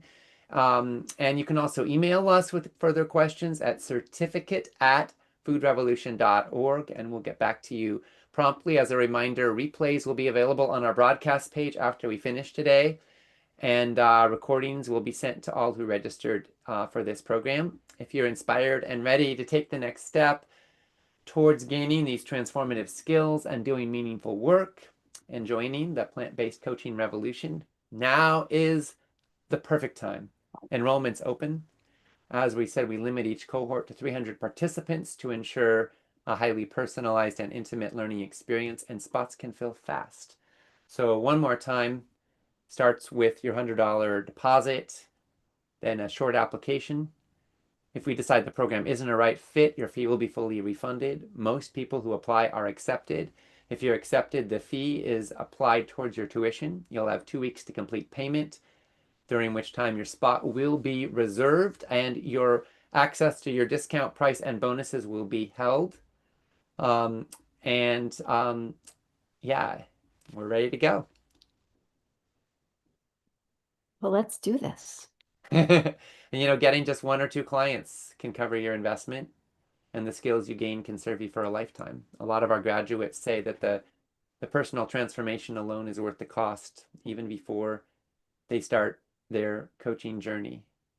If you're still on the fence and you think speaking with someone on our team might be helpful, we invite you to consider booking a free clarity call with one of our expert advisors. A clarity call can be incredibly helpful because it provides you with personalized guidance to see if the plant-based coaching certificate is the right fit for you, and you can ask questions about the curriculum and career opportunities and how it aligns with your goals. The call also offers insights into how this certificate can help you make an impact in your community and improve lives. The web page to book That call is at certificate.foodrevolution.org/clarity-calls, and we can go ahead and share it in the chat here. Rich said, what's the website again to sign up? So that is certificate.foodrevolution.org. And then if you go to certificate.foodrevolution.org/clarity-calls, let's get that in the chat, then we can you can book a clarity call. So if this speaks to you, we invite you to move forward. Let's not lose sight of what's at stake here, folks. Food's the cornerstone of health. And when you help people improve their diets, you can change lives in profound ways. At Food Revolution Network, we hear stories every day from people who have reversed disease, lost weight, regained vitality, and feel like they are on the right side of history.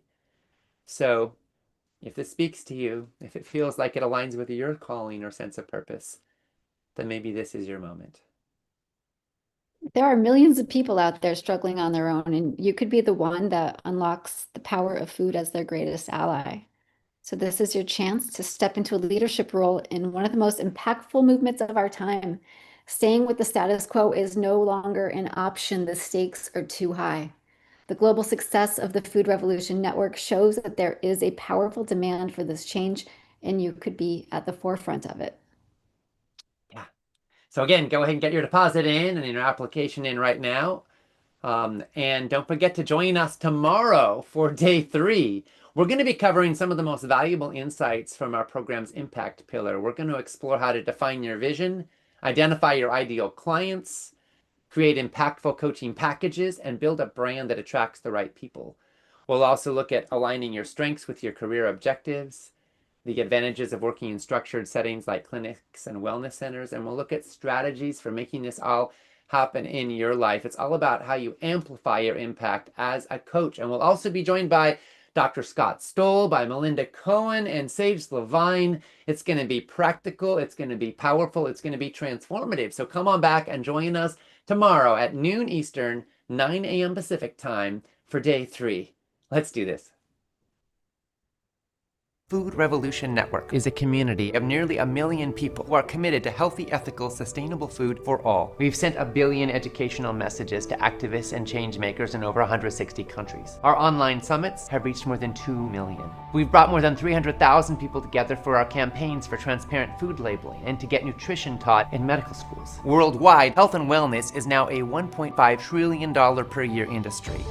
Never before have so many people been fired up about enjoying a plant-based lifestyle. If you're passionate about helping other people make the transition from knowing what to do to doing what they know, you're in the right place. Join our thriving community as a Food Revolution Network certified plant-based coach. Together, we will help to change the way the world eats. You're going to learn about the fundamentals of plant-based nutrition. Vegetables, fruits, legumes, calcium and iron, macronutrients, phytonutrients, controversies, and my greatest tips for how to make plant-based eating irresistible. You'll find out about the art of strategic coaching to fuel behavior change. A great coach does more than just tell people what to do. How do you encourage intrinsic motivation? Coaching is about meeting people where they are, co-creating a personalized plan for success. And we'll look at proven strategies for making an impact. We want to help you not just make a difference doing good, but also to make a good living. If you can develop a practice that consistently helps people on a path to health and wellness, you can change their life in an utterly profound way. So if you want to get real skills in nutrition, coaching, and impact that you could apply in your own life, join us at Food Revolution Network's Plant-Based Coaching Certificate.